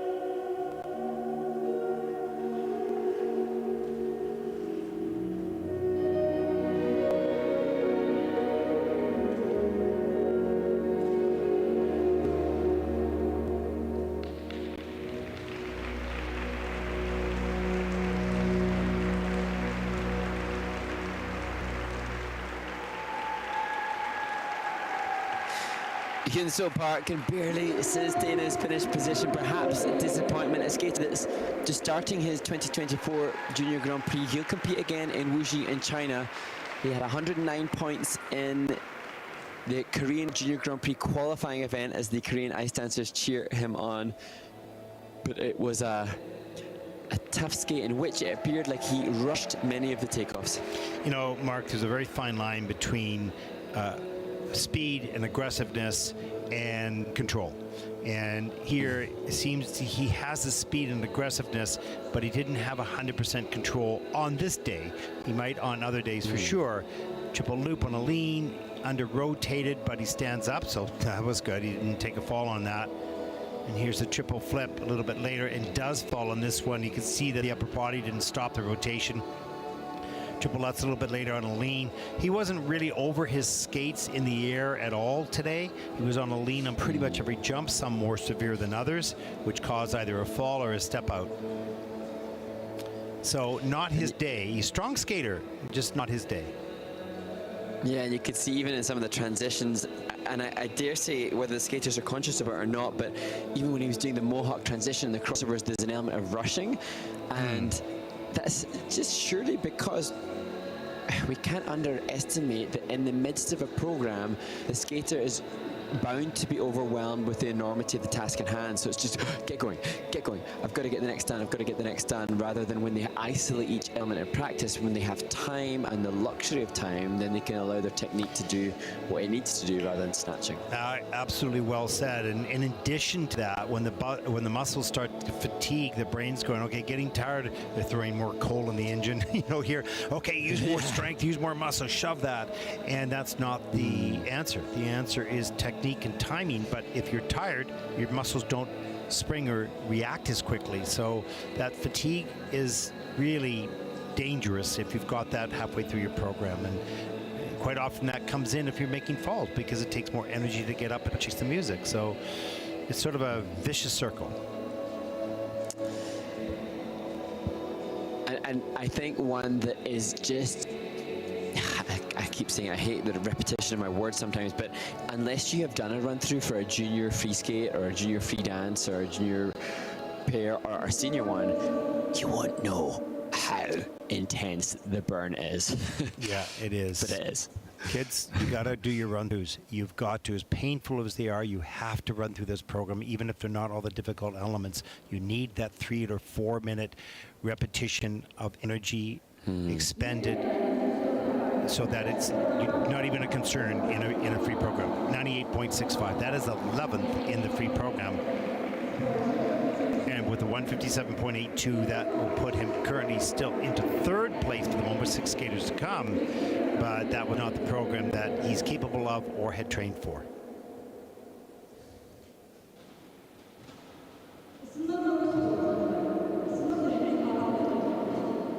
Well, the final group take to the ice. I watched their practice this morning, and it was interesting. Not everybody had good skates this morning. It was a little sluggish, I would say, but they're all so good in so many different ways. So what will we get? A heightened sense of awareness and competition and better programs, or nerves? Well, we'll find out. They're all very capable. Mark, do we have any questions that have come in?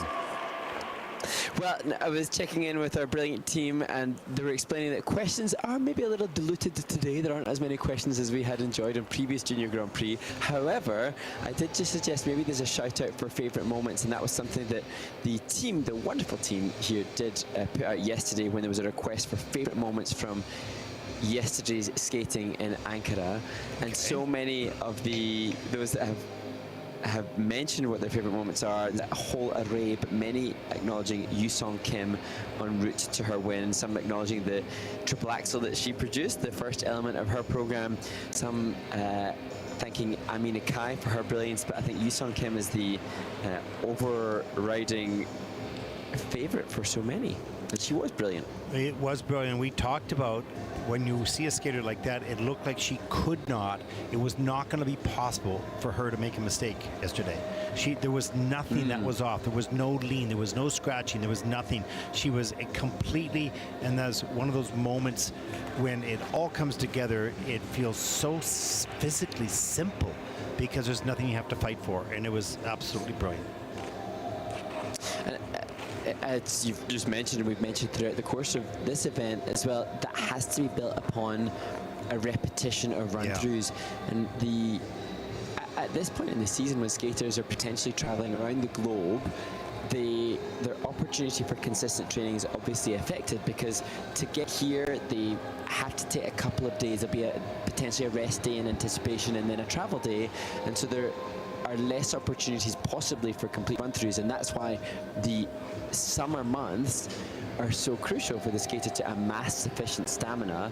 And I remember hearing, Ted, about Evan Lysacek's unwavering commitment to run-throughs, a skater who went on to win Olympic gold. I remember hearing too about Michelle Kwan doing full run-throughs at ISU championships in practice, and that's something that different skaters have different philosophies on. I remember when I was training, the coach, there was this kind of unspoken acceptance that, oh, when you're here, you showcase your best, so you don't have to do a full run-through when the music's on. You could do sections, and yet that was probably because we did do our run-throughs, but we weren't fit enough to be able to guarantee the quality throughout the duration, whereas those great athletes can. You do not see the Japanese team come here and mark their programs. They run their programs, and you can see it. Yusong Kim, it's interesting because I had a discussion, and Yusong rises in the competitive environment. It's part of her DNA, part of who she is. She, may not have the best practices, but when it comes to competition,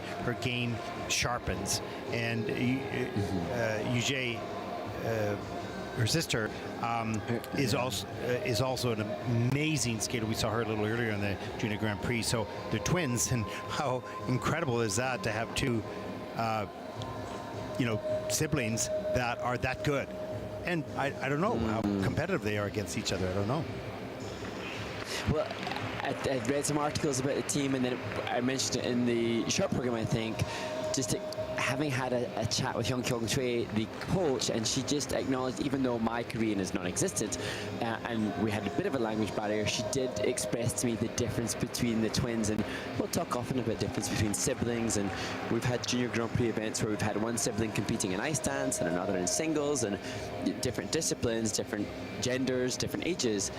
Even more fascinating to hear of two twins who can have very different approaches and reactions to the competitive arena, and it seems very definitely that Yusong Kim has the desire to be a performer in the moment. Yujie Kim, her coach acknowledged, is one that is more perhaps angst-driven by the pressure of the competition, which I resonate with completely. Yeah, no, totally. You can understand sort of both, and it's fascinating, that's for sure. As we watch the final group in the men's free program warm up. After this, of course, we'll have the free dance coming up. That'll be the final event here in week number 4, as we've gone well past now, counting the hours, well past halfway mark on the Junior Grand Prix 2024. With 3 more competitions come, we move on to Gdansk next week, and we will have pairs, the final pair event of the season, other than the Junior Grand Prix final. And then on to Ljubljana, Slovenia. You will be there to host that. You're going to be pushing the buttons, doing all the work. I'm happy with that. I'll be at home in Vancouver, and then I will be in Wuxi in China to finish it out, and you'll be in your newly appointed studio, which is becoming quite nice. It's got candles and pictures in there. It's beautiful. I've just got to acknowledge, Ted, just before the conclusion of this warm-up, as I'm looking through the responses to the International Skating Union social media, the request for highlights from the fans. And one of them has mentioned Emilia, and Emilia, the competitor in the women's event. She placed, let me just find out, the American skater who placed 10th in the women's event, Emilia Nemirovsky, and that comes from Logan Higas Chen. So the reply is from a fellow American skater, and I just think that is worthy of a shout out. There you go. And also, I wanted to say that was the outfit, that was the dress, that was absolutely, the color was absolutely stunning. Okay, we've knocked 2 birds off with 1 stone. Okay, here we go. We start the final group in the men's free program, and this should be exciting.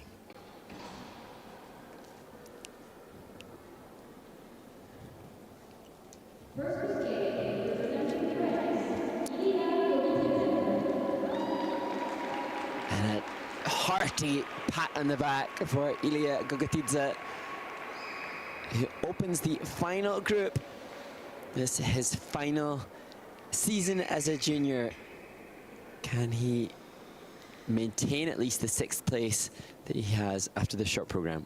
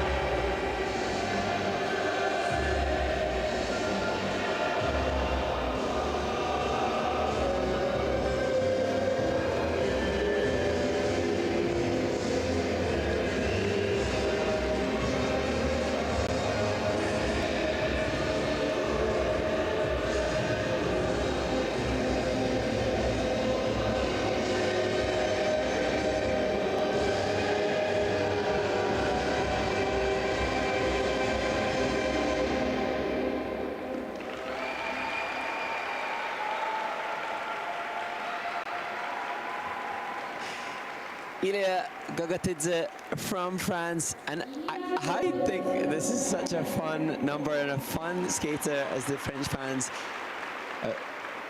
wave his flag. Change of costume for this event, but because it was a bit more success in the jumping passes, we got to get a bit more of an insight into the choreography, and he runs with it. I think it's a good choice for him. Yeah, I mean, you either commit to the theme or you don't, and he did. We'll see some of that dance part, if you will, midway through the program. You can see his undulating body there as he starts the program. And there's the opening element. And the triple S double toe loop, he saves that. And this is a fall here. Like over rotates, it keeps on going. His body didn't stop the rotation, so he was like 3 1/4 and didn't couldn't glide out of that landing. Triple loop here, no problem. That was nicely done up into the flying sit spin. That was actually a good combination. The loop right up into the fly sit. And here's some of the slide. Look at his left arm sort of moving like the snake, and uses the isolation of movement in his head and his shoulders, as we'll see here as well. He just takes his time. That's what the judges want to see. The judge criteria talks about a variety and a contrast of energy and movements, and that's what he showcases. Yeah, and that was where that triple sow ended up to be kind of way past the triple in moving towards the quad, and so he bailed out of that. Yeah, as we see the camel spin right at the end of the program, level 2, only 2 features there. But he certainly used a lot of energy, and I don't know if we'll see this in the replay here, but he was pretty tired, as Aladdin would be after all that. And I think it's a brave choice. I was saying that, to choose the Arabian Nights by Will Smith, it's a piece of music that requires so much interpretation, and I think Ilia's the right man for that job. Yeah, no question. A 101.47, that's the season's best. That is 5th in the free program for Ilia. And with a 160.78, that will put him currently into 2nd place. And I just want to mention, sorry, Mark, I just want to say our next skater coming up, Arlet Levandi. I was out on the break, and he was playing with his parents. He was throwing the tennis ball around as sort of a warm-up, and it was a really cool family moment to see the family throwing the ball around for this moment. Sorry, go ahead, Mark.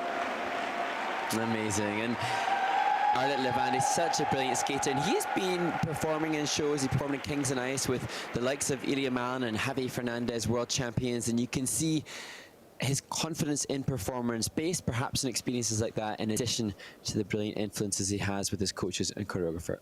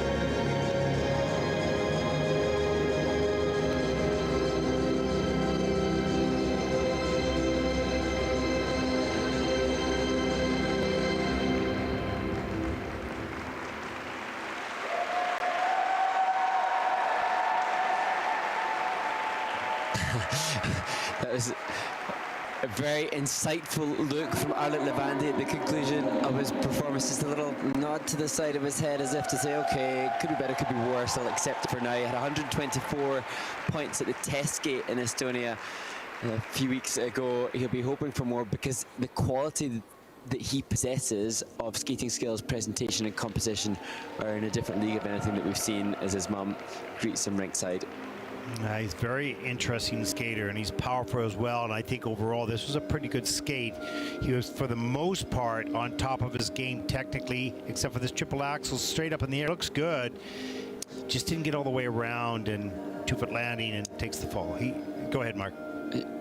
Well, I was just going to say, as we see him entering into the flip, I look back at the skating scores to see if he'd ever done the axel. It looks like it's always been under-rotated. That attempt has come in, as we look at the triple loop, as a quarter rotation short, so progression being made.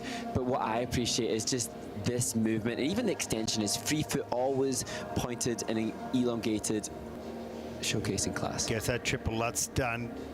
And the triple toe loop late in the program, fights to keep that free leg off the ice and does so really well. That was good thinking, good reaction. And then the triple flip into an Euler and triple Salchow, and fights for that landing too and accomplishes it. So pretty much on his game here in the free program, and you can see the beautiful movements, his balance, leaning back. Those are things that look easy. They're not, and they're risky at the end of the program particularly. Yeah, and that spread eagle into the second loose. Shame about the step out of the double axel, but you see from the Bauer, from the spread eagle, he has an array of transitional content to intersperse each of the elements. So from the composition component perspective, this I think should be higher, the highest of his 3 different components, and the highest that we've seen so far by a stretch. Yeah, he is a personal best of 152.47. I'm not sure where that came from or when that happened. He won't reach that score here, but it should be a pretty good score that he'll be pleased with, hopefully. He's a higher junior and a lower mid senior at this moment of his development. He is 18, so he still has certainly a number of years to continue his improvement. We'll need to get that triple axel clean and the quads as well as he moves up into senior. But what he brings with him is innovation, uniqueness, and his own style. I think, as we touched on with some other skaters, Arlet Levandi will become such a popular... He's already done senior events, but he's going to be so popular as a senior because of the quality of his performance. Yeah, that's for sure. 132.48, that is first in the free program. And against his 150, he's going, okay, yeah, whatever. 196.08, he's just 4 points off 200, which is good. And he'll take over the lead at this point in the competition. There is a look at the top 5 skaters so far in the men's free program, or the men's event overall.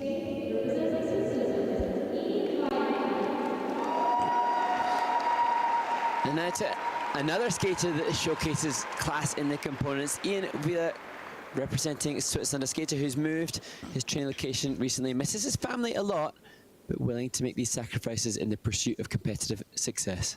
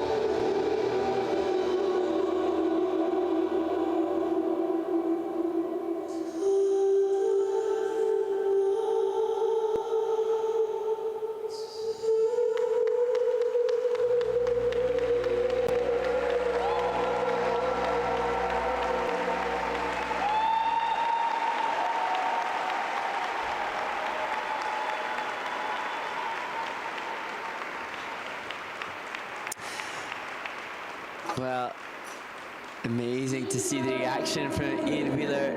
As I said, he's made the move to work with Stefan Lombia and Champéry, but he did acknowledge that he does miss his family, and so then that makes, you know, all the skaters sacrifice so much, but then when the skater has skated well and they're proud and they're happy, that makes justification for the massive commitment and sacrifices that they've made. And that's a good point. Love to see that. That's a good point, Mark. You need moments of validation for the decisions you've made, and skates like this help you do that. It doesn't make the pain of missing your family any greater. Beautiful triple S, triple toe loop combination, wonderful quality with plus GOE. He had 11.28 out of that one element. There's the triple loop, good save on that. Squeaks that free leg back quickly. Another triple Lutz later in the program. Efficient with it, arms above the head, stretches the spine up, gives you a better rotation position. A little bit of a step out there on that. Look at that Ina Bauer though, my gosh. Amazing. Beautiful. And for me with Ian, he really, normally I would reference the shoulder blades and the engagement of the back muscles, but he has really good lower abdominal muscle engagement. He really engages his lower core, it appears, and that's what makes aesthetically it so appealing to see, but also biomechanically helps too. Yeah, exactly. And there is Coach Stefan Lambiel, and you can tell Stefan's skaters because they're so, the posture is excellent. The quality of the arm movements, the connection with the music, and the detail, it's all there in all his skaters, and that takes a lot of work, but he understands it because he did it in his own career.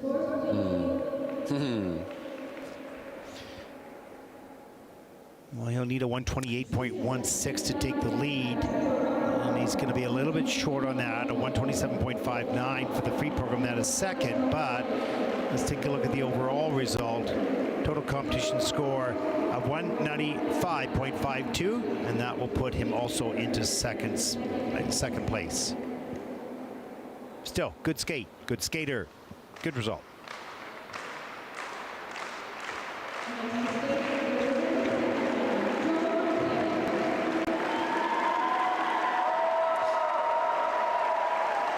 And now to John Kim, representing Canada, a skater who I've seen some fantastic quads performed by him on his social media, and he does intend to include them in his planned program content.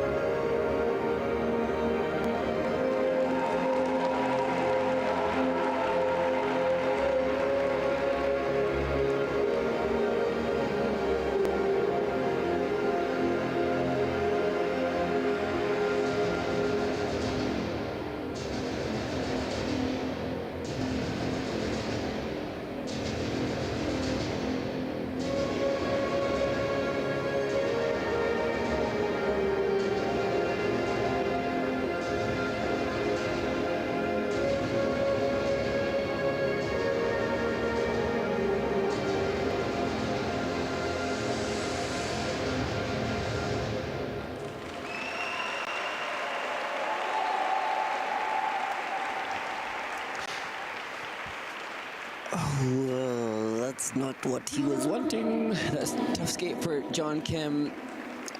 And Ted, he explained that he struggled with injury before, and he mentioned that his family always had his back then.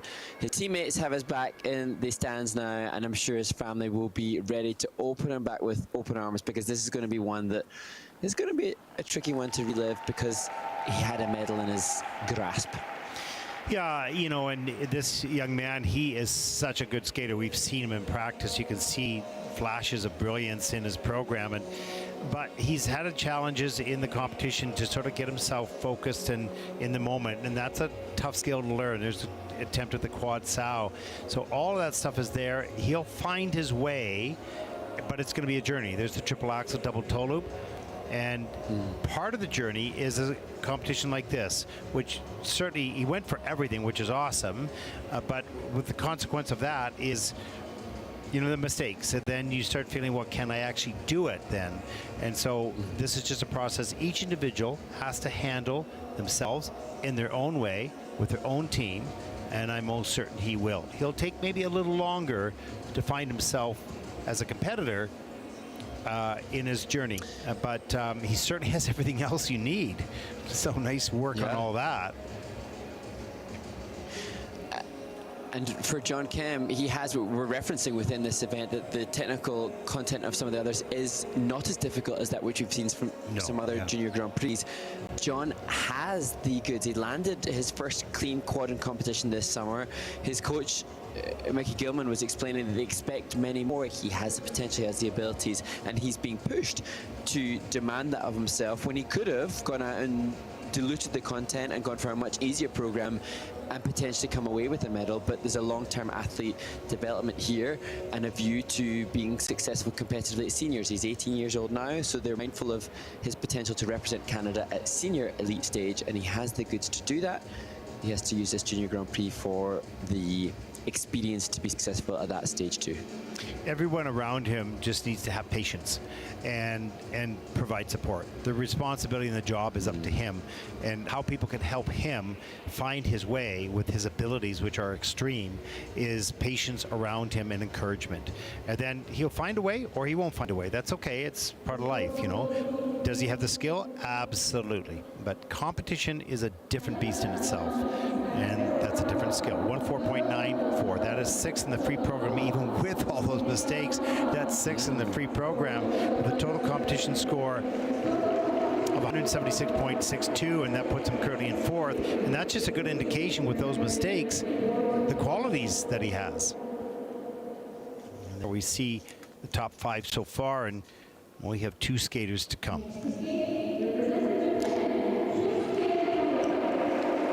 From John Kim in his first ever Junior Grand Prix and International to Shunsuke Nakamura, a very seasoned and experienced campaigner who has won multiple medals on the Junior Grand Prix stage.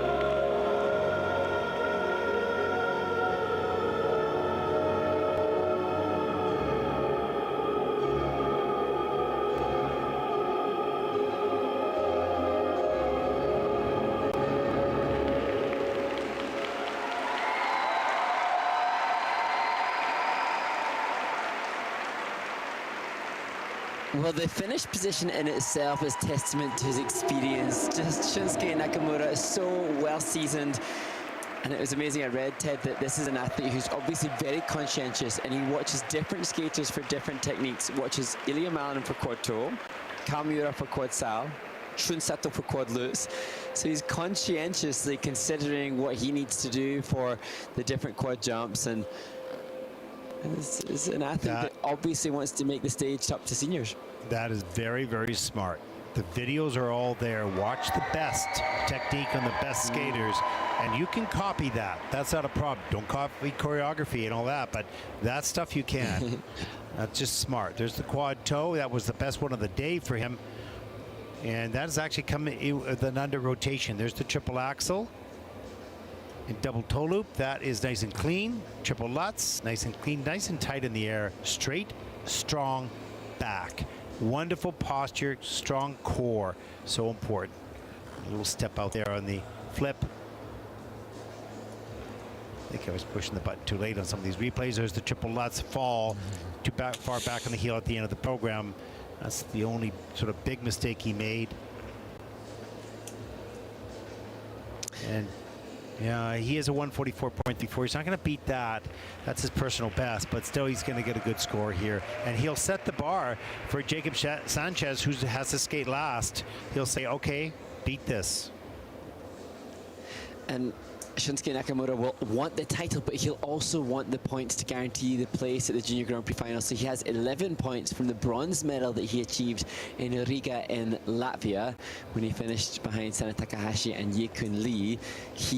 It will depend as the season progresses, but he should stand himself in good stead for silver here at least. And yes, silver and bronze, he should stand a good chance. If he gets the gold here, then it's a really good chance. Let's take a look at the scores. Shunsuke Nakamura from Japan. Yeah, he's going. A nervous way. He was pretty focused. He was fighting for every point because he knew he wanted to secure it, and he could only secure it here in this free program. Will it be enough? 129.90. That's second in the free program. The total competition score of 205.49. Then he goes, phew, okay. All right. And that'll put him currently into first place with one skater to come, the leader after the short program from the United States.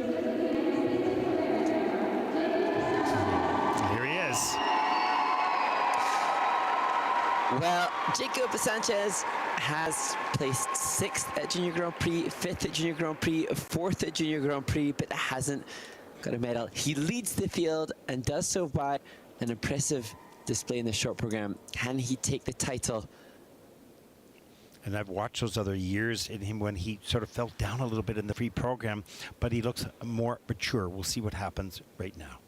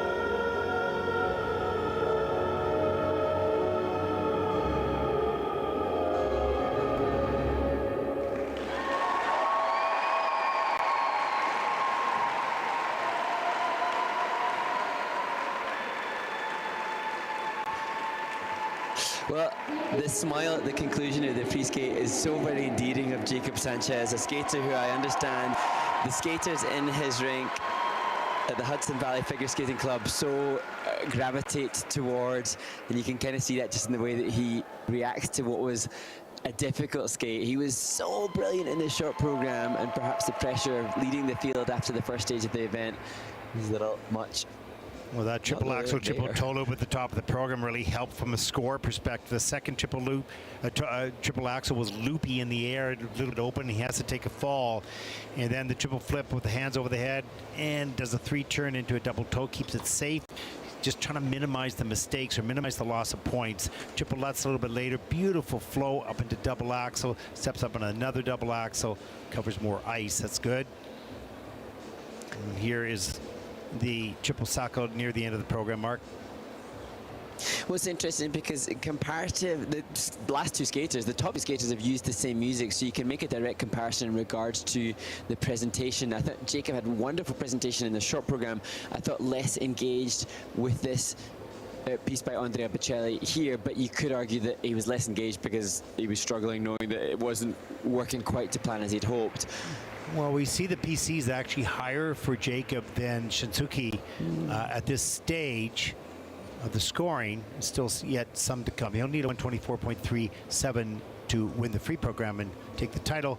He should be safe with that. As I see them coach and skater in the Kiss and Cry now, they were playing soccer in the hallway out here warming up, and that was kind of great, just having sort of fun and keeping it light and, you know, just working the reactions. So he struggled a little bit, but he never really lost it, and that was the nice thing. And he opened up with a beautiful triple axel, triple toe loop. That, which, by the way, gathers 14.6 points. So that was a great start. Wow. And Jacob, from what I've read on the US Figure Skating Fan Zone, manages his academics. He's a senior in high school this year, and managed to still have hobbies and still have a good balance of his time division of life. And he does seem like a really all-rounded human, and that's really, I think, a huge challenge. You don't see that on paper, you don't get points for that, but to be able to still have a bit of a life outside of scholastics and skating. 139.11, that is first in the free program. He will take the title, and he's just figuring that one out right now. As a total competition score, 220.25, he takes it by quite a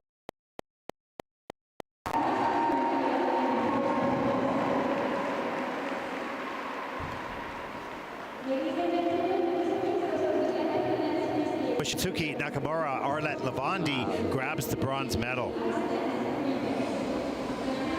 Wow, that was fun. A little up and down, and some really good skaters didn't have their best skates, but it was fun and interesting to watch. Mark?